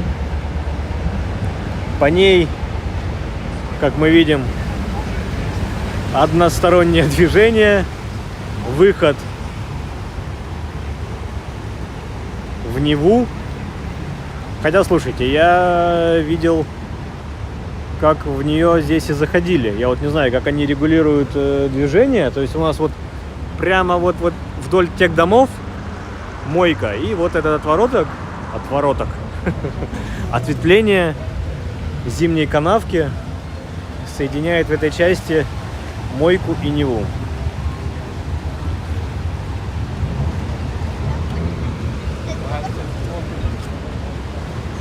Люди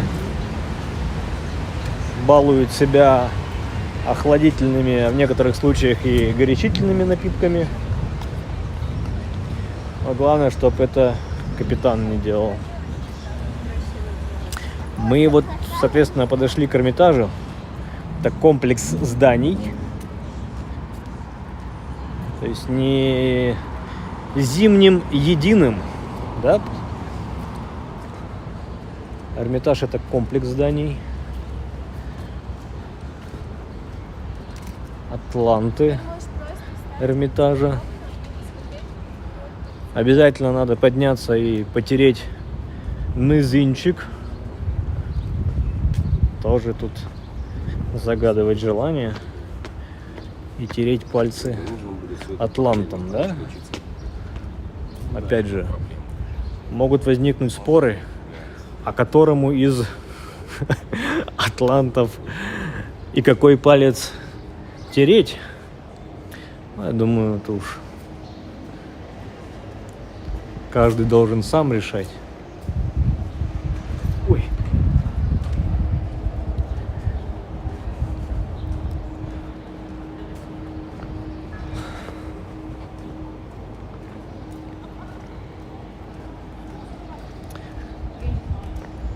Глаза разбегаются. Куда смотреть, что вам показывать, в каком порядке. Пока одно смотришь, другое проходишь, прям уже вот видно. Вот мы на Дворцовой, вот она Дворцовая, она вот сейчас вот в этих всех беленьких палатках. Здесь проложен, организован проход. Можно насквозь пройти. И, кстати, здесь есть один из входов в Эрмитаж.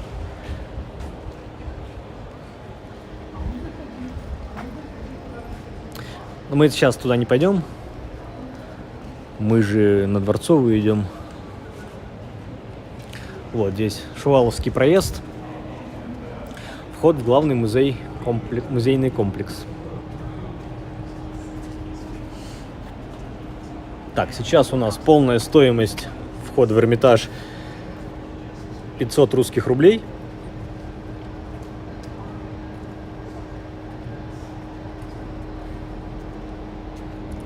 Ну, так, Юрий, про 10 абсолютно идентичных фигур. Конечно же, это был 3D принтер из гранита. Так, 300 рублей по пушкинской карте, 300 рублей для студентов, детей до 18, Пенсионерам 300 рублей. Дети до 14 вход бесплатно. Дети-инвалиды, инвалиды первой и второй групп, военнослужащие, курсанты и т.д. и т.п. Ну, в принципе, на сайте Эрмитажа это все можно уточниться.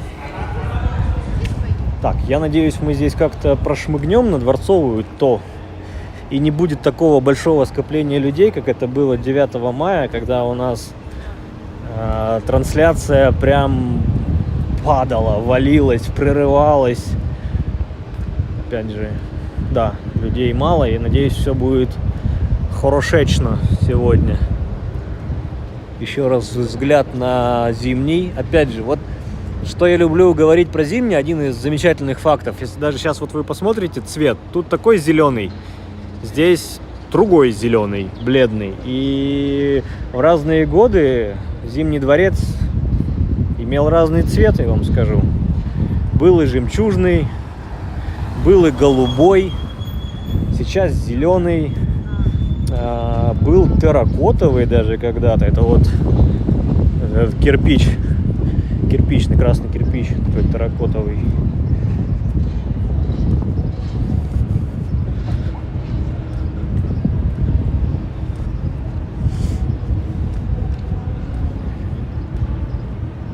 Не то, чтобы на любой вкус и цвет, но вкус у разных властвующих господ был непостоянен.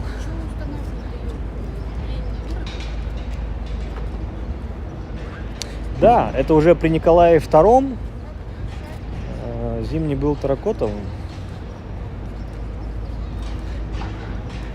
Слева, там, где вот мы сейчас будем обходить, ограда. Слева сад Эрмитажа. Там фонтан, 5-10.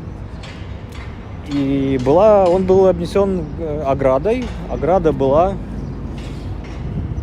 кирпичного цвета.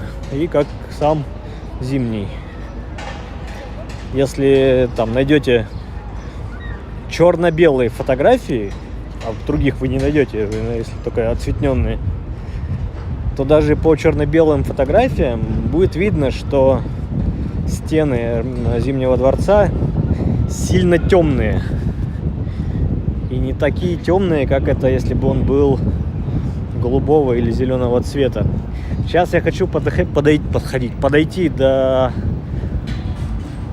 Александрийской колонны и показать вам тоже ограду, да, вот по периметру ограда, а еще, не знаю, лет, вот не соврать бы, но лет 10 назад точно ограды не было, вот 15 точно не было, что я помню, здесь сидел, прям вот можно было на этих ступеньках у основания сидеть спокойно, и никого это не волновало, и все было в норме, все было чинно, спокойно, в рамках приличия, что называется.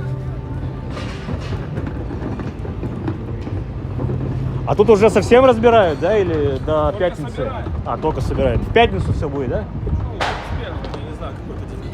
Какой-то. Да, 31-го. Классика на Дворцовой. Женя Ефимович, спасибо за лайк и за подписку. Только собирают, а я что-то помню, что тут оно в выходные уже стояло, но тут, видимо, экраны слева-справа будут. Здесь какие-то все это вот пируэты будут устраивать оперные певцы. Видимо, здесь будет VIP-зона, VIP-ложа.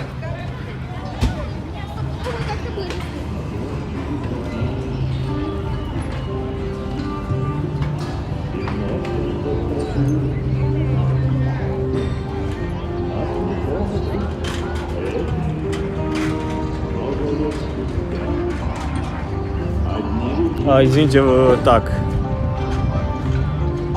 Юрий, вы еще из-за орлов отвечаете?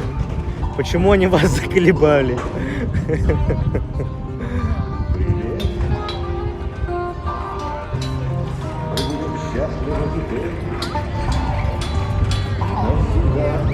Хочу приблизить ангела.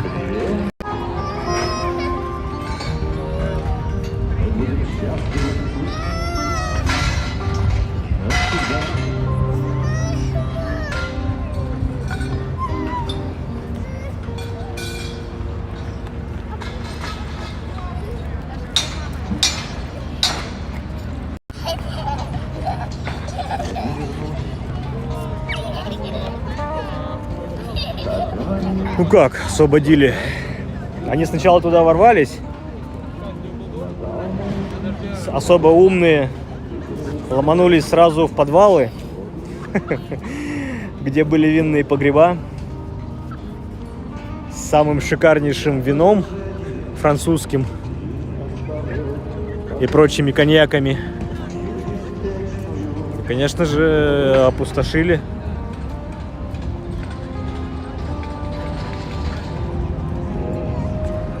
Так, опять же, у нас уже почти 2 часа. Я сейчас проверю. Это я машу вам тенью. Проверю батарейку.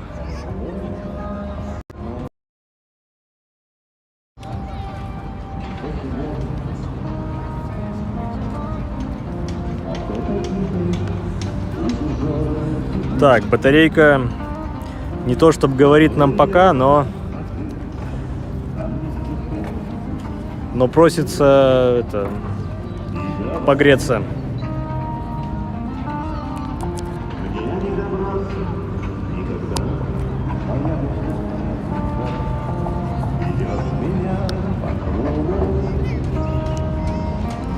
Так, все.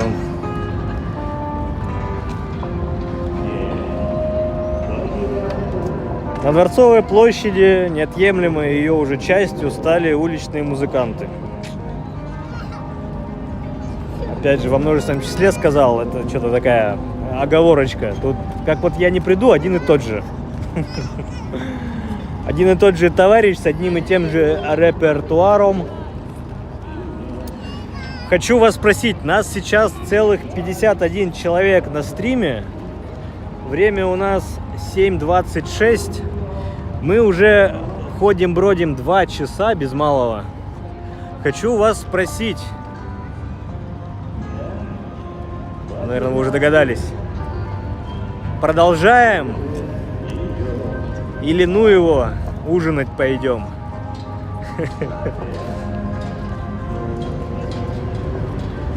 Но у меня будет второй вопрос. Если продолжаем, то куда? Потому что вариантов масса. Все зависит от вашего интереса к предмету.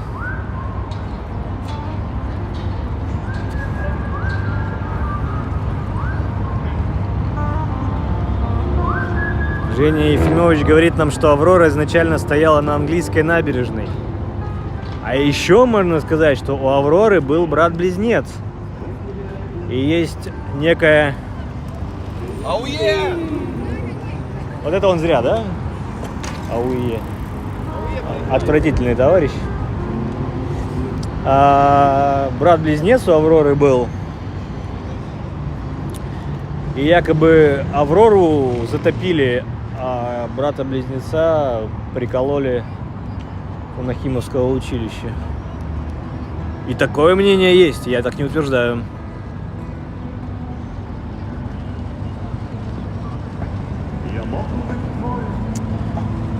Так, ну что, я не вижу сообщений. Продолжаем, не продолжаем.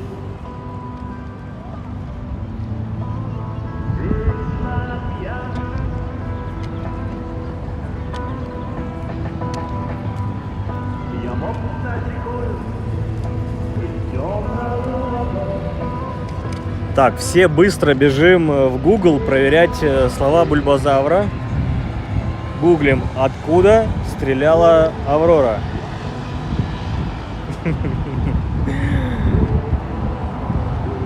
все это...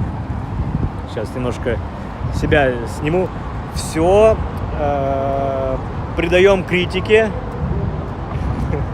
и перепроверяем.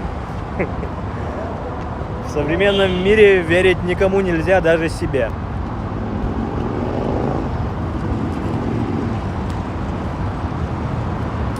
Вот вы говорите, как можно устать гулять по Петербургу? Ну, наверное, за раз устать можно. Потому что ноги не казенные, пятки иногда не то что гудят, а порой и горят. Пальцы натираются, голод просыпается.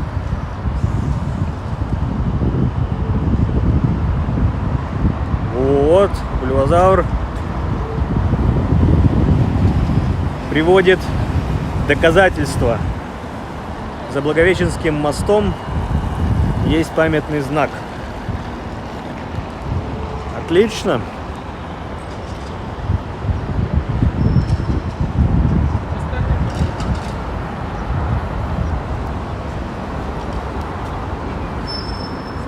Ох, продолжаем, вы говорите. Ну куда продолжать? Вот Адмиралтейский проспект, Исаакиевский собор, в ту сторону арка Генерального штаба, Невский, Большая, Малая, Морские.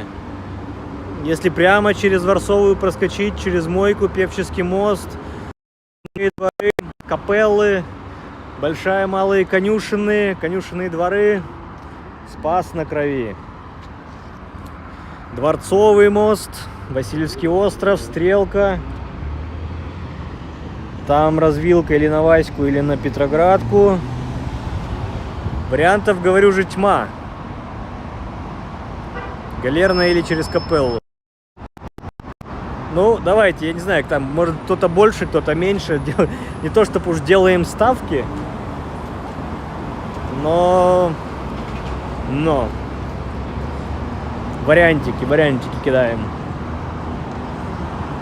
Если прилетит донат голосом, а это, по-моему, как я говорил, 4 по 100, мы все услышим и сразу туда пойдем. Без ожиданий.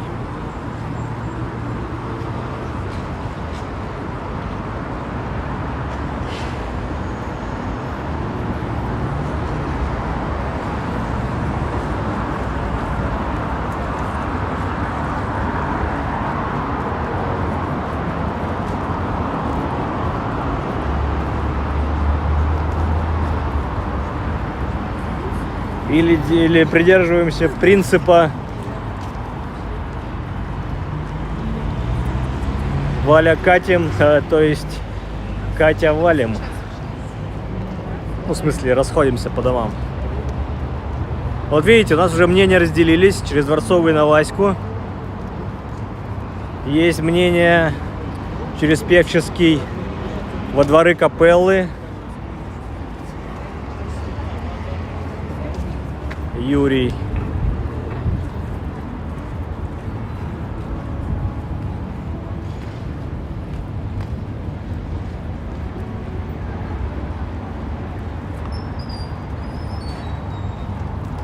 Ну да.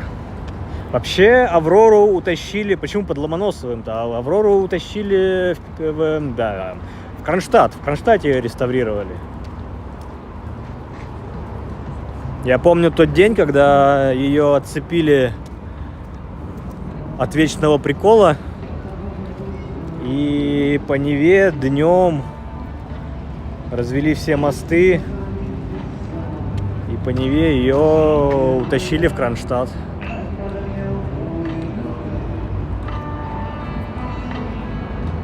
Ну, друзья, у нас уже даже 41 человек. Было, когда я вопрос задавал, 50, уже 41. Я смотрю, люди-то расходятся. Не сильно утомились уже, наверное. Дела семейные появились. У нас же будний вечер.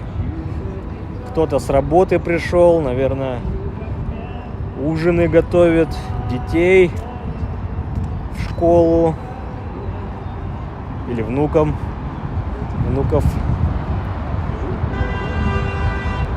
Так, пойду по третьему пути. Вот наперекор всем и вся. Пойду немножко по Адмиралтейскому проспекту пройдусь. Чуть-чуть. Или показать... вот что-то я забыл, как правильно это сказать. У нас есть на Горьковской Александровский сад, да? А здесь как правильно называется? Сквер? Александровский сквер? Александровский сквер гарден.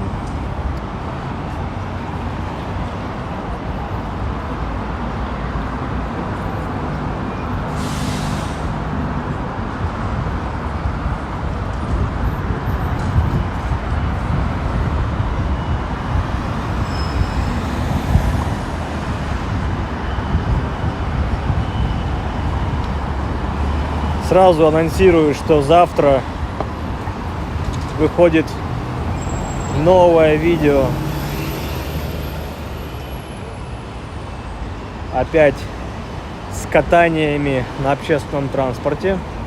У нас зеленый, дабы не ждать, я бегу.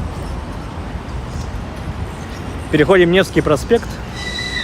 Весь Невский в растяжках.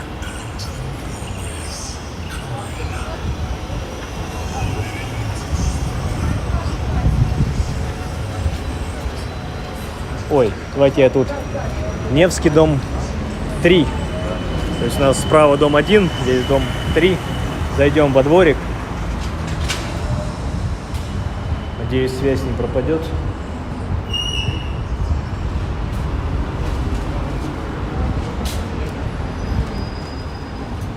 Я хочу тем самым показать контраст. Вот только что мы были на Невском. Вошли во двор, колодец, через арку, и практическая тишина. Практически тишина.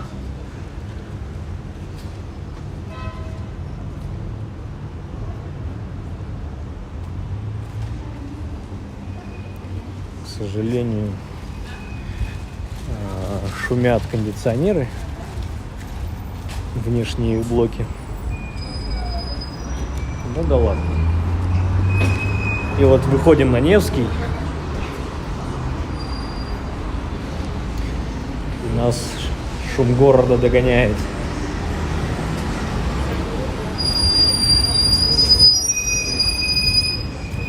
Как-то мне довелось, посчастливилось работать прямо здесь. Невский 1. Все эти окна.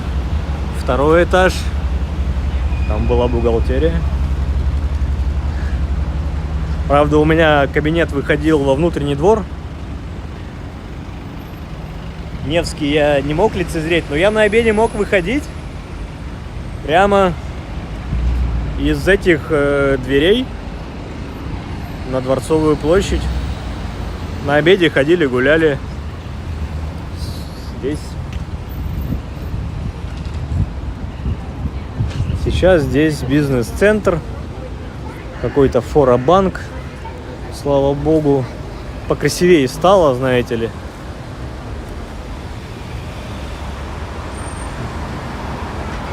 Да. А то до последнего времени были какие-то сувениры, матрешки, 5-е, 10-е, прям отвратительно и ужасно выглядело. Да, представляете, вот Невский 1, лицо, и тебе это крупным сувениры. Отвратительно было.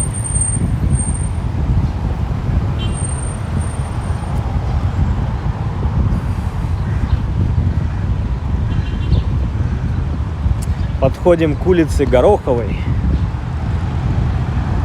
Прямо центровое, не знаю, как сказать это место. Это прям вот, ну, не Гороховое, а место, на котором мы находимся. Сейчас, конечно, против солнца, я прошу прощения, но так совпало. Шпиль Адмиралтейства. Сейчас я приближу на кораблик на шпиле. Наведусь.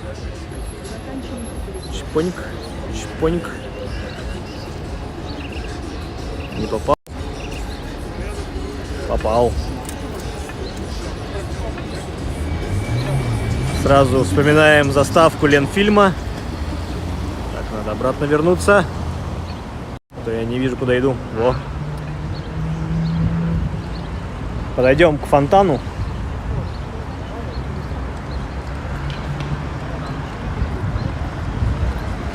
Место называется Невский Трезубец.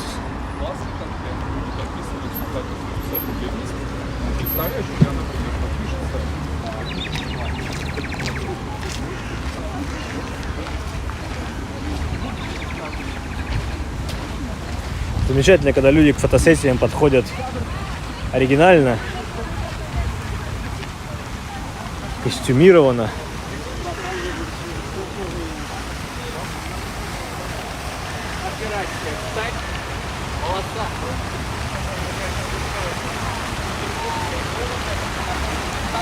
Невский Трезубец.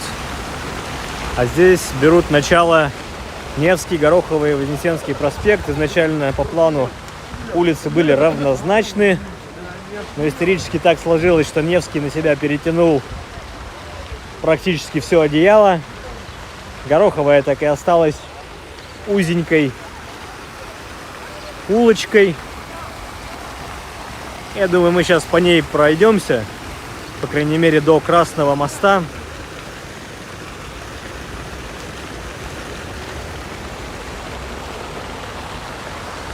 В этом парке, саду, сквере масса стоит памятников и бюстов. Вот, в частности, здесь мы сейчас у Николая Васильевича Гоголя. Там далее памятник Пржевальскому. Вот мы прошли Горчаков, Глинка, Римский Корсаков также на нас смотрит.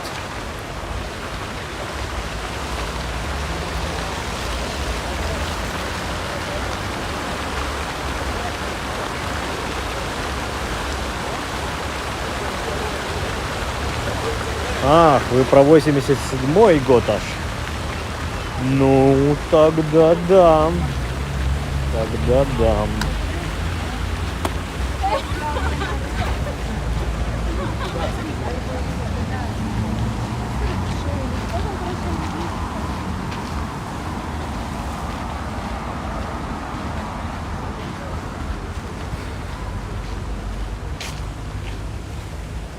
Ох, опять эта сирень.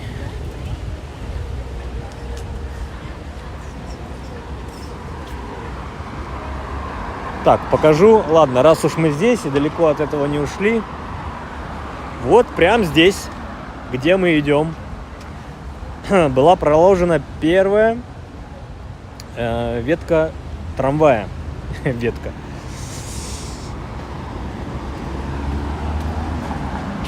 Об этом нам не то чтобы уж свидетельствует, но оставили часть рельс. И трамвай шел, даже не трамвай, а трамвайная конка. 907 год. Главный штаб, 8-я линия Васильевского острова. Первый маршрут. Сейчас на какой там получается 6-7 линии поставили памятник конке. Сначала это был отдельно вот этот вот вагончик, потом добавили 2 коней, но еще чуть позже добавили, ну как его вот этого назвать, человека, ну который их ведет. тем самым завершив композицию, но в ближайшее время иконка, и человек, и лошади пропадут. С того места принято решение их дезавуировать почему-то. Иконочка не то что просто стоит, а в ней организована кофейня, действующая. Вы можете приятно попить кофе. И не просто попить кофе, вы можете, как это на конку раньше забирались на второй этаж, на крышу, то есть там были места для сидения и внутри. Это все восстановлено, функционирует. И вы можете прямо ощутить себя на 100 лет назад. Подняться по тем ступеням, по той полувинтовой лестнице. О, Гороховую 2. Неужели этот двор закрыли наконец-то? Интересно, интересно.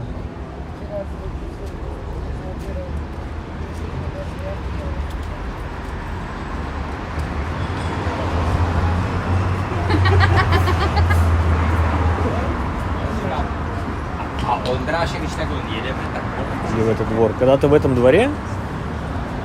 Давайте я... Точно закрыли. Ёлки-палки. Я в шоках, ребят.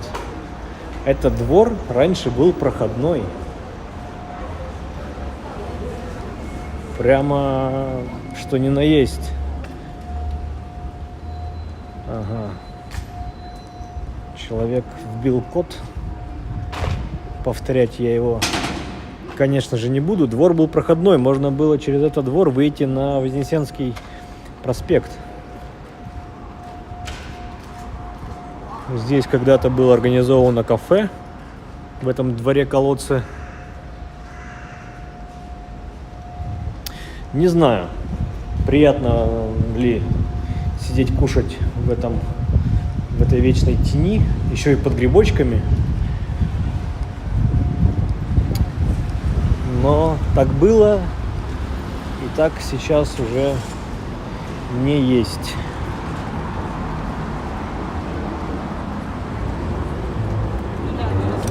Идем мы по Гороховой к Красному мосту через реку Мойку. Пока что.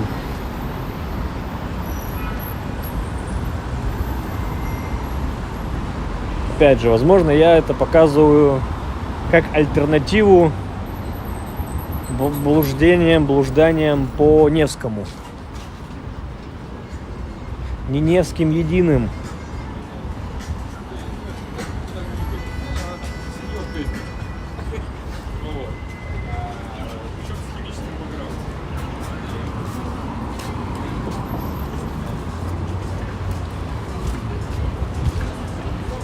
Подошли к Малой Морской. Следующий, как вы понимаете, у нас там Исаакий, Исаакиевская площадь. В ту сторону у нас Невский.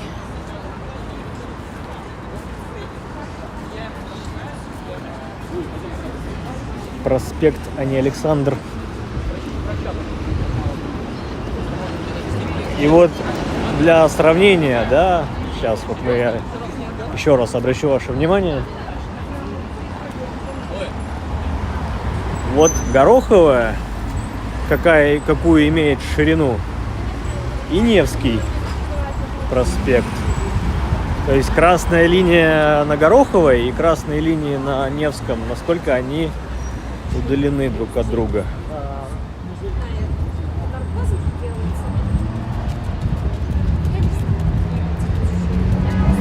А вроде ж планировалось равнозначно. Ну, в целом, да, надо понимать, что при Петре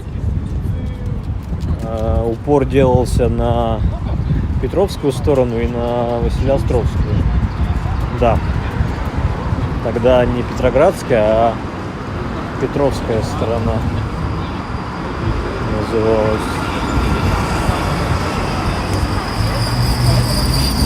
Это что, он на электросамокате, там, наверное, электроскейтборд был. Прикол, да?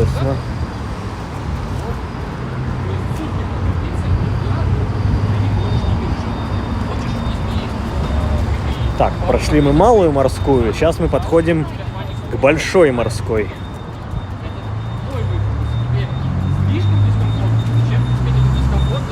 Ну тут много факторов, вот пишут, да, в Лавру дорога важнее. Много факторов так вот сложилось и совпало, потому что тот же Вознесенский проспект тоже достаточно широк.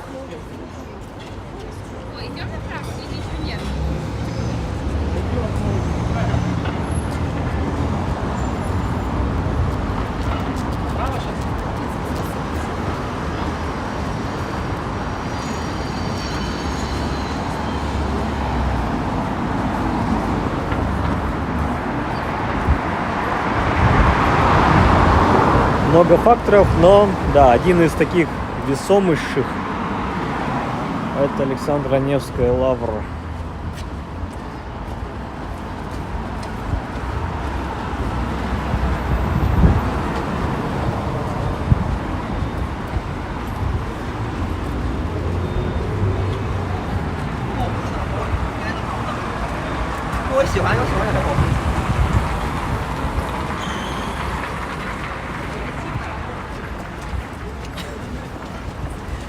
Видишь, может, я буду еще представлен?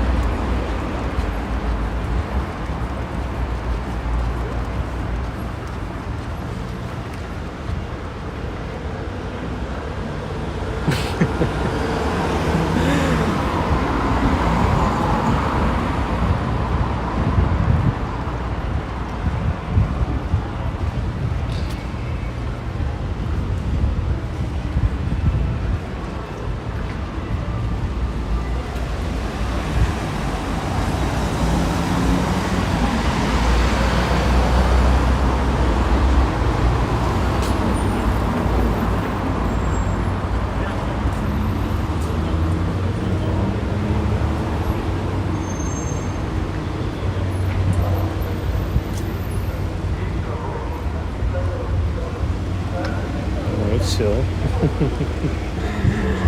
И все, встали. Никто никого не пускает. Это вот великолепный товарищ, конечно.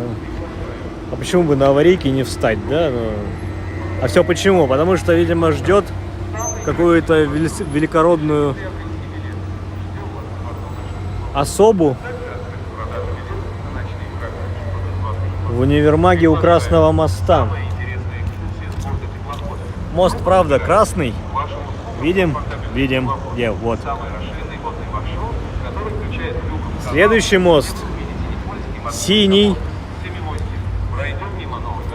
А в ту сторону,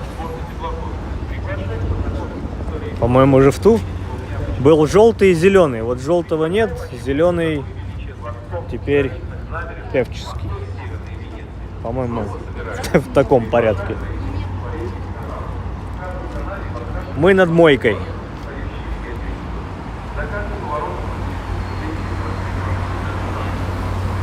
Чем-то похож на дом Зингера, но нет. Названием сильно не придумывали. Фокус-группу, видимо, не собирали. Обозвались просто «Магазин у Красного моста». Конечно же, на французский манер. В те годы французский язык преобладал в обществе. Мужское белье, юбки, тужурки, обувь, меховые вещи, шляпы. Привет, привет. Эсдерс и Схефальц построили этот универмаг.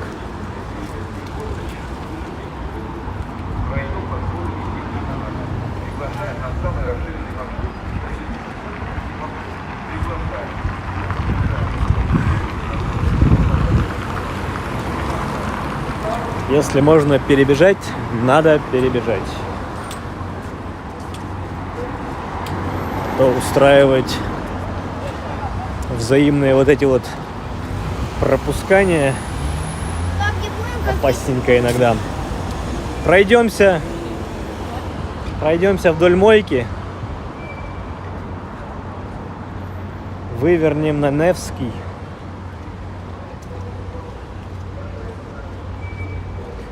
Следующий возможный вариант выйти на Невский — это там улица Казанская была бы. Но вот вдоль мойки вроде бы мы еще не ходили. Пройдем.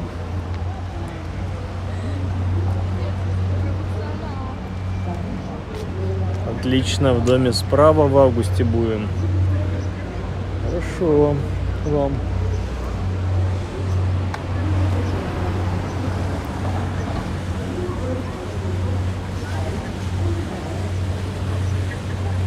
Справа у нас корпуса РГПУ имени Герцена.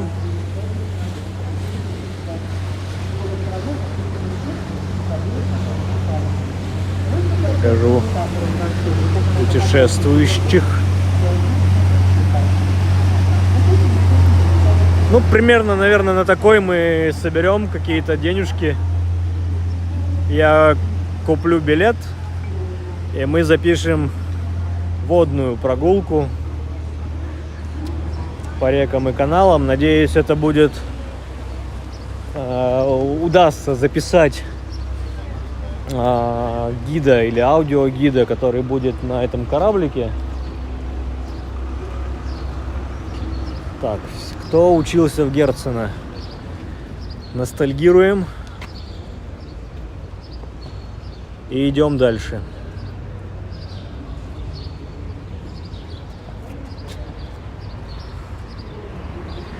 Меня спрашивали там в начале прогулки как раз по поводу, в каком лучше отеле поселиться, что-то посоветовать. Слушайте, я не знаю, как бы, ну, все, мой ответ — я не знаю, но ремарка в сторону того, что все-таки город-то туристический. И здесь гостиниц, отелей, хостелов и вот этого всего разного калибра, ну, так много. И на любой вкус и цвет. А еще хостелы как таковые запрещены в жилых домах, и их как-то переоборудовали под квартиры-студии. В зимнее время их сдают помесячно, в летнее посуточно. Так, выхлоп больше. Вот. О, там реставрируют часть стенки. Не знаю, как правильно это назвать. Ну, в общем, берега реставрируют.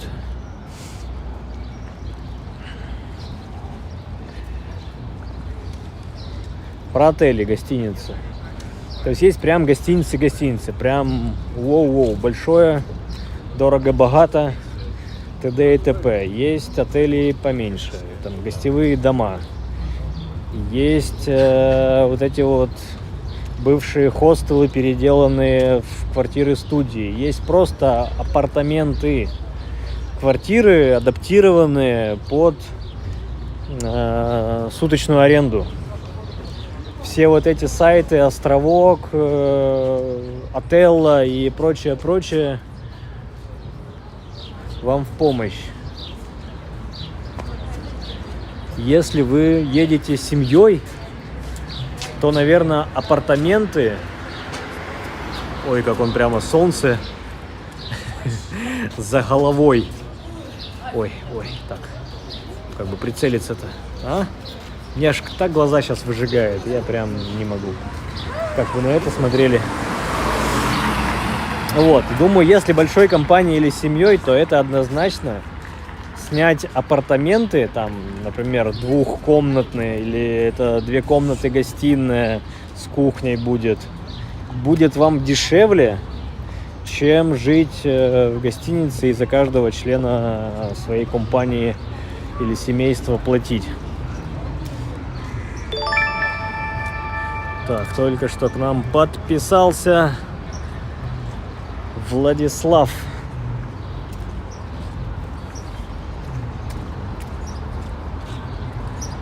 Сразу этот мотив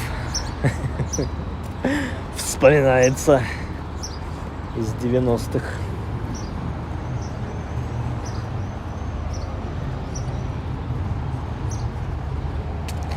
А по локациям, в принципе, ну, наверное, я скажу так. Если вы где-то недалеко от метро, то, в принципе, вам вообще все равно. Вы в метро прыгаете, и там через 20 минут вы в любой части центра. Конечно, метро не как в Москве каждые 100 метров, но все равно. Конечно же, кайфовее, если вы прям вечерочком, гуляя по Петербургу, посидев в ресторане, расслабившись, больше никуда не едете, а пешочком также доходите до гостиницы, отеля. Но это ж тоже Невский длинный. Влево-вправо от Невского вперед. Мойка вперед. Канал Грибоедова точно так же в любой его части. Понятно, что, наверное, чем ближе к Невскому, тем будет дороже, но смотрите, 15 минут пешком, я думаю, это нормально. За 15 минут вы не устанете, и за 15 минут вы еще и походите каждый день разными маршрутами. Опять же, всяческие приложения, начиная от Яндекс.Карт, которые строят пешеходные маршруты, вам в помощь. Также порекомендую использовать приложение Easy Travel. Опять же, не реклама, но сам иногда пользуюсь, когда вы просто включаете режим. О, Господи. Там с той стороны Невского очередной ПВЦ. Странно, что не на Конюшенной. Там и на Конюшенной играет только уже девушка. Короче, Easy Travel, включаете режим там прогулки, наушники в уши. Если вы вдвоем, то вообще удобненько с беспроводными. Смотрите, в этом случае отбойники чугуневые, не каменные.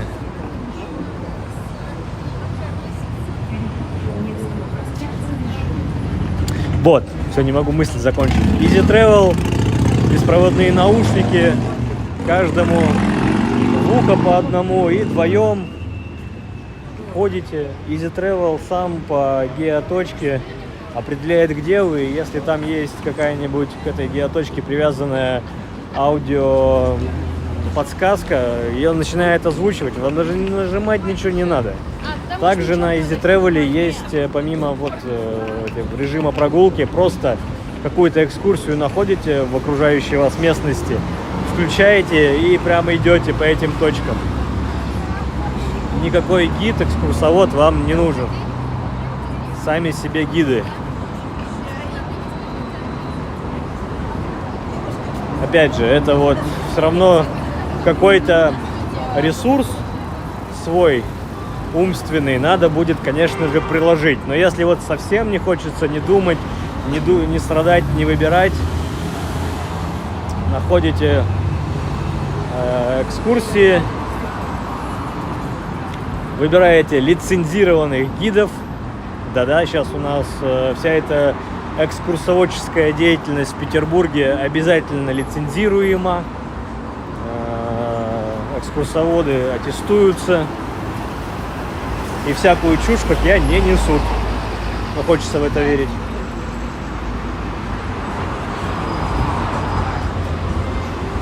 Так, давайте бойца на попилации пропустим. Тот бедный всех пропустил. Вот люди еще и руки разводят. Ну а что вы, люди, Дайте ему проехать. Нет, бросаются под колесья. Мы у Казанского собора.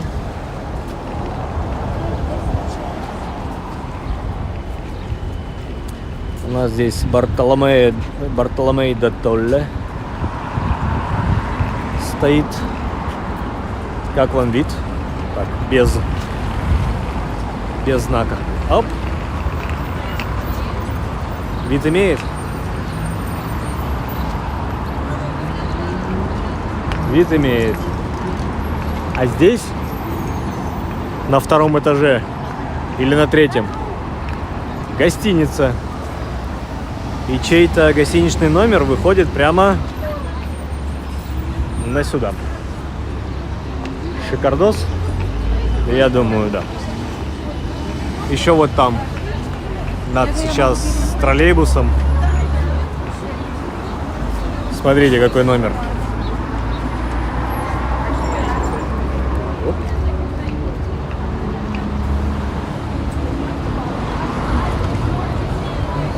Номер это был маленький спойлер. О боги, опять сиреневый воздух. Здесь вы посмотрите, какая, насколько сочная, яркая сирень. И самое главное, какой-то сорт такой, очень крупные, хотел сказать, ягоды, очень крупные цветы. Абсолютно беспалевно, абсолютно не ходя по газонам, можно возлегать, приобщаясь к культурному вечному с таким видом. Что самое главное, глаз. Нет, это не символ ткачей. Это просто глаз Божий. Бог все видит.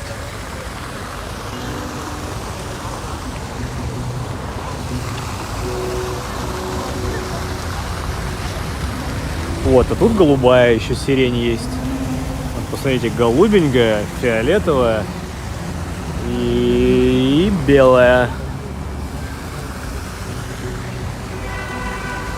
Сейчас, наверное, там кто-нибудь в комментариях-то напишет, типа, не показывай пальцем. А чем я буду показывать?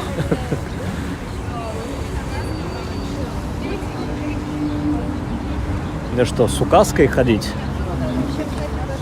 Боже, боже, какие гарные фотосессии. С гарными дівчинами.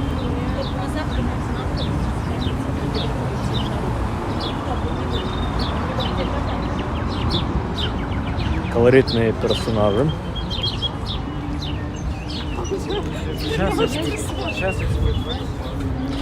Но мы и вот у Зингера даже оказались. Совсем не планировал. Это говорит нам о том, что мы у канала Грибоедова. Все идут, и я иду. Вот через дорогу, в смысле. В очередной раз проходим Невский поперек.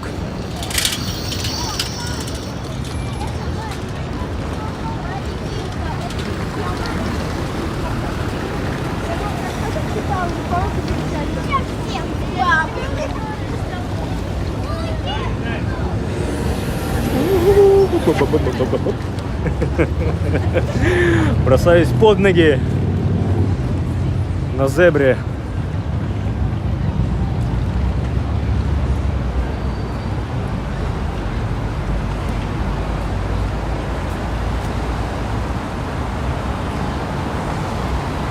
Барклай. С дикцией иногда проблемы.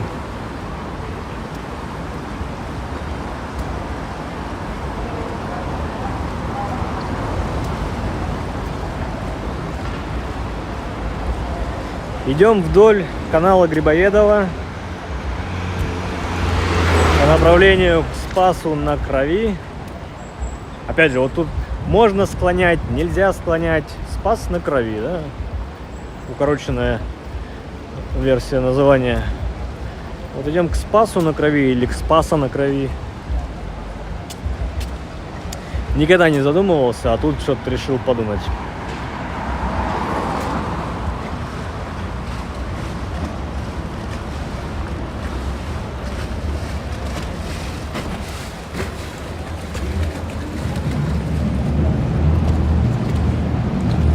Тут решили людей прикрыть. Наверное, считают, что это. Вам слишком хорошо все видно. О, это что, он будет тут разворачиваться?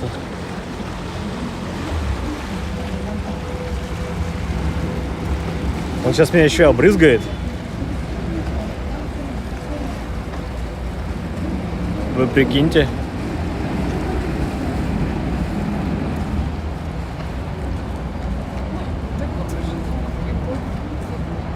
И все, сейчас объявляет забастовку, и все.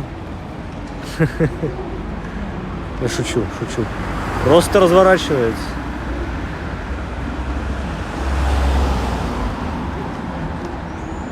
Вот это прикол.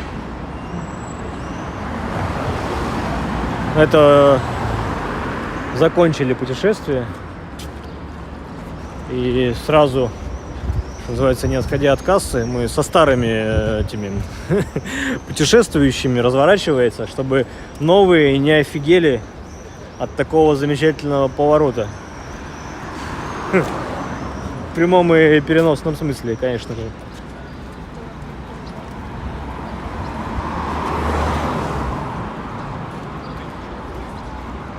Прекраснейший закатный солнечный свет. О, кстати.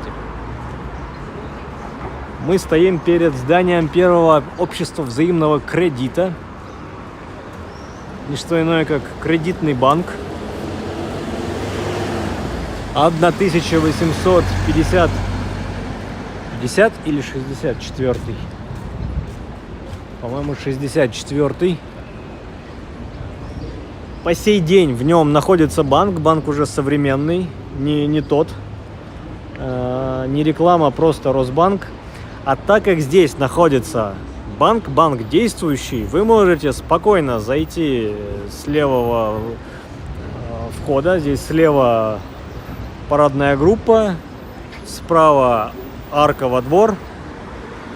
Вы можете преспокойно зайти, подняться на второй этаж и походить по залам. Там, как в музее, на стенах все оформление оригинальное, цены оригинальные. Можно узнать, какие комиссии на переводы были, какие проценты на вклады были, ну и процентные кредитные ставки. Того времени все в копейках и рублях. Так, здесь почему-то подмочено.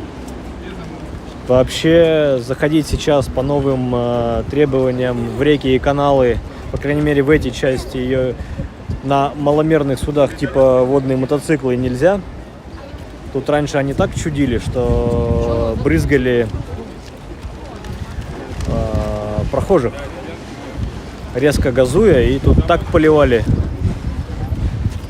что прям буквально до трусов можно было промокнуть. На изи.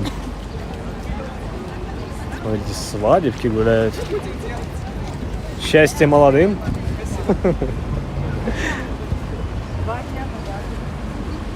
Так, а мы, не перепутать бы, на итальянской, да, мы улице? А что я сюда повернул-то? Что я хотел? Куда я хотел пойти? Такое было распоряжение. У меня был план, я его забыл. Друзья, я прошу прощения. Я хотел перейти через мост. Первый день. А дальше что, куда? Ну, ладно. Ой, смотрите, какие это колоритные экскурсии для детей. Слушайте, я бы и взрослым поучаствовал. Они еще все в наушниках.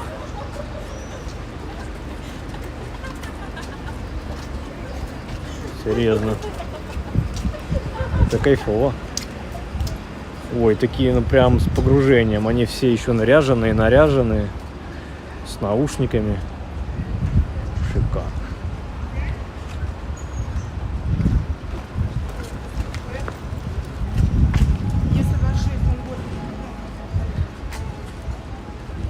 Я смотрю, вы, Фродо, подготовились к путешествию в Петербург.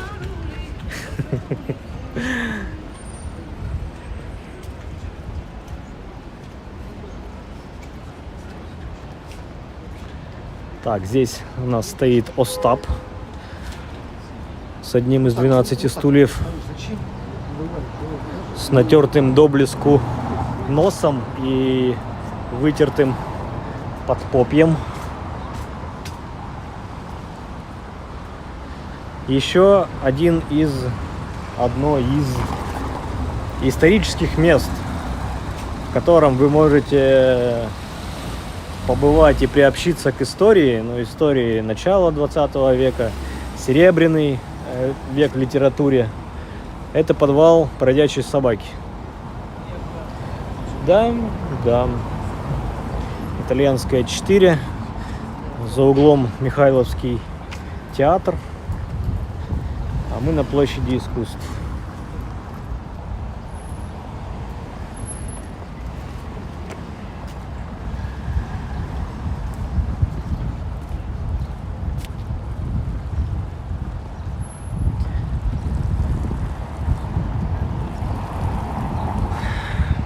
Вот это желтое здание. Это и есть Михайловский театр. Это то место, где бывал сам Пушкин. И прототип Евгения Онегина. Был сам Пушкин, он сам себя, Онегина, писал. И вот эти вот строки, как Дэнди лондонский одет, это он, можно сказать, про Евгения Онегина пишет, но нет, он это про себя пишет. И все эти истории поведения в театре, это вот, считайте, про Пушкина. Автобиографичненько. Да и в пушкинские времена поход в театр — это было не как сейчас какое-то культурное мероприятие, где вам все шикают, шмыкают, потише, не мешайте. Нет, это был выход в свет, это себя показать, на других посмотреть. А то, что там происходит на сцене, это вообще 5-10 дело. И надо понимать, электричества еще не было, освещения не было, сцена темная, в зале висит громадная люстра, тоже там свечи. Опять же, это сейчас, да? Свет включил, свет выключил. Все легко и понятно. Но тогда-то...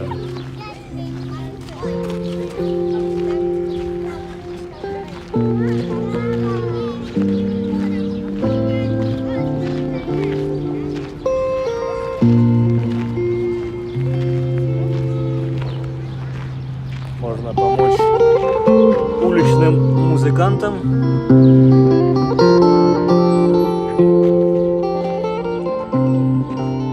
Создающим прекрасную атмосферу. Опять же, отдыхают люди на лавочках, на газоне, в солнечных лучах. Прекрасно проводят вечер вторника. В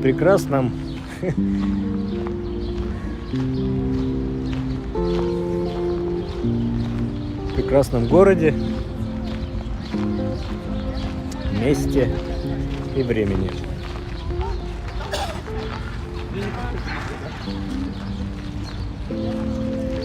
Что ж, други мои, давайте по Михайловской улице Доведу я вас до Невского.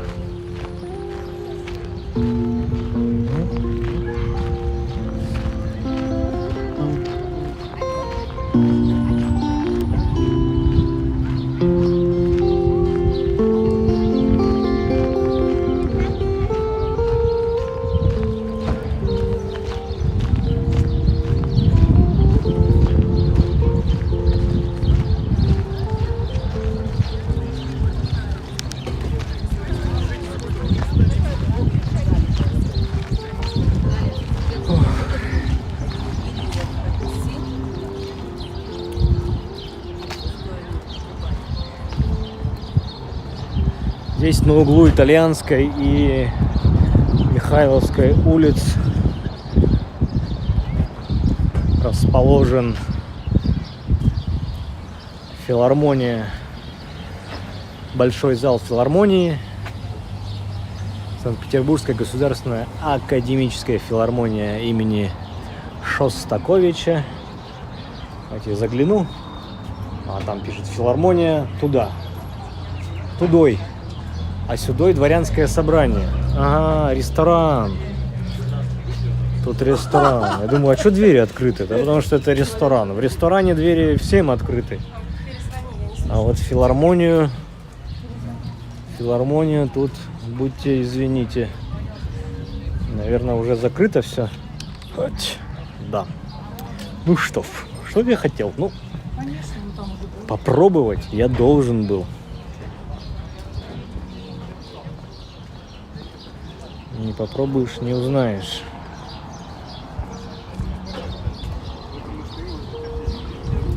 Есть еще малый зал филармонии. Он на Невском, чуть ближе к каналу Грибоедова.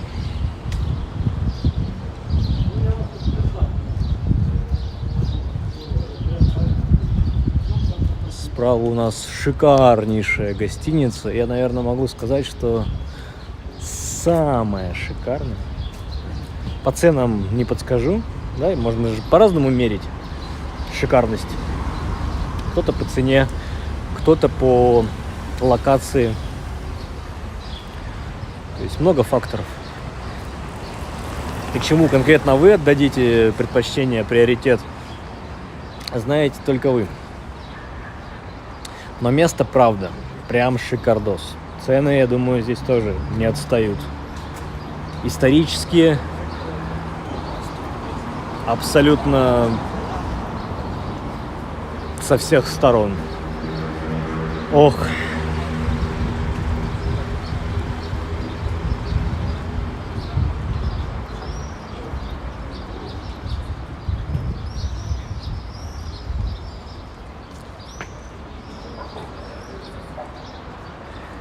Ну, Фродо, какой уголок? Как туда попасть? Через что? Прямо врываться в гостиницу? Я как-то бывало, что и врывался в такие гостиницы. И что надо отметить, мне никто и ничего и слову не сказал. Еще и двери передо мной открыли. Мне говорят: месье, пардоньте. Извините, что я замешкался. А, с итальянской? Александр из Казани, спасибо. Жаль, что вы только сейчас попали. Да, вы ж или как? Привет. Подписался, поставил лайк. Жаль, что если только сейчас попали к нам, мы тут уже гуляем 2 часа 51 минуту. Скажу вам по секрету, я думал, часик погуляю. Часик. Дойдем до Дворцовой и все. Но мы до Дворцовой только, не знаю, 1,5 часа шли. И сейчас тут я еще выхаживаю. Мы только что мимо памятника Остапа Бендера прошли. Мы от канала Грибоедова по Итальянской улице вышли на площадь искусств. Вот тут покрутились и по Михайловской улице выруливаем на Невский. Здесь рок, паб, Фредди Меркьюри на входе. Через дорогу у нас Думская улица, Думская башня, здание Думы. На Думскую башню можно за, по-моему, 500 рублей на смотровую площадку подняться. В этой окрестности, наверное, самая высокая точка. То есть вы обозрите все. Следующая, самая высокая точка, ближайшая, это будет колоннада Исаакиевского собора. А еще следующее, но уже подальше отсюда, это Смольный собор и звонница Смольного собора. Ну, это я имею в виду из исторических мест. Через дорогу у нас большие гостиные дворы. В таком шикарнейшем свете. Прям спасибо Питеру за это. Перспектива Невского проспекта в сторону площади Восстания.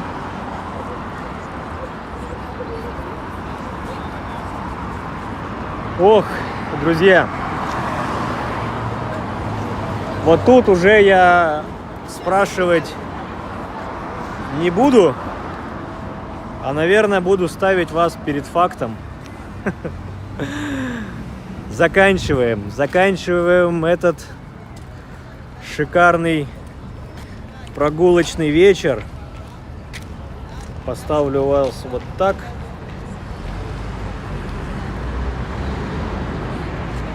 Вот, я тут потихоньку буду сворачивать удочки, всевозможные провода, пауэрбанки, все, что у меня было прицеплено. Собственно, вот почти 3 часа погуляли. Санкт-Петербург, с днем рождения. День рождения был вчера, но понятно, что и Москва не сразу строилась, и город не сразу появился, поэтому и день рождения не в один день. Все празднества растянуты в течение недели. 31-го будет в пятницу какое-то такое прям грандиозное мероприятие. Но как будет, так и будет. Поэтому спасибо, что были со мной. Спасибо, что смотрите эту записи. Жаль, что не получилось у вас быть на прямом эфире. Но чтобы быть, подписывайтесь, вы никогда не пропустите ничего. Лайки, подписки. Всего доброго.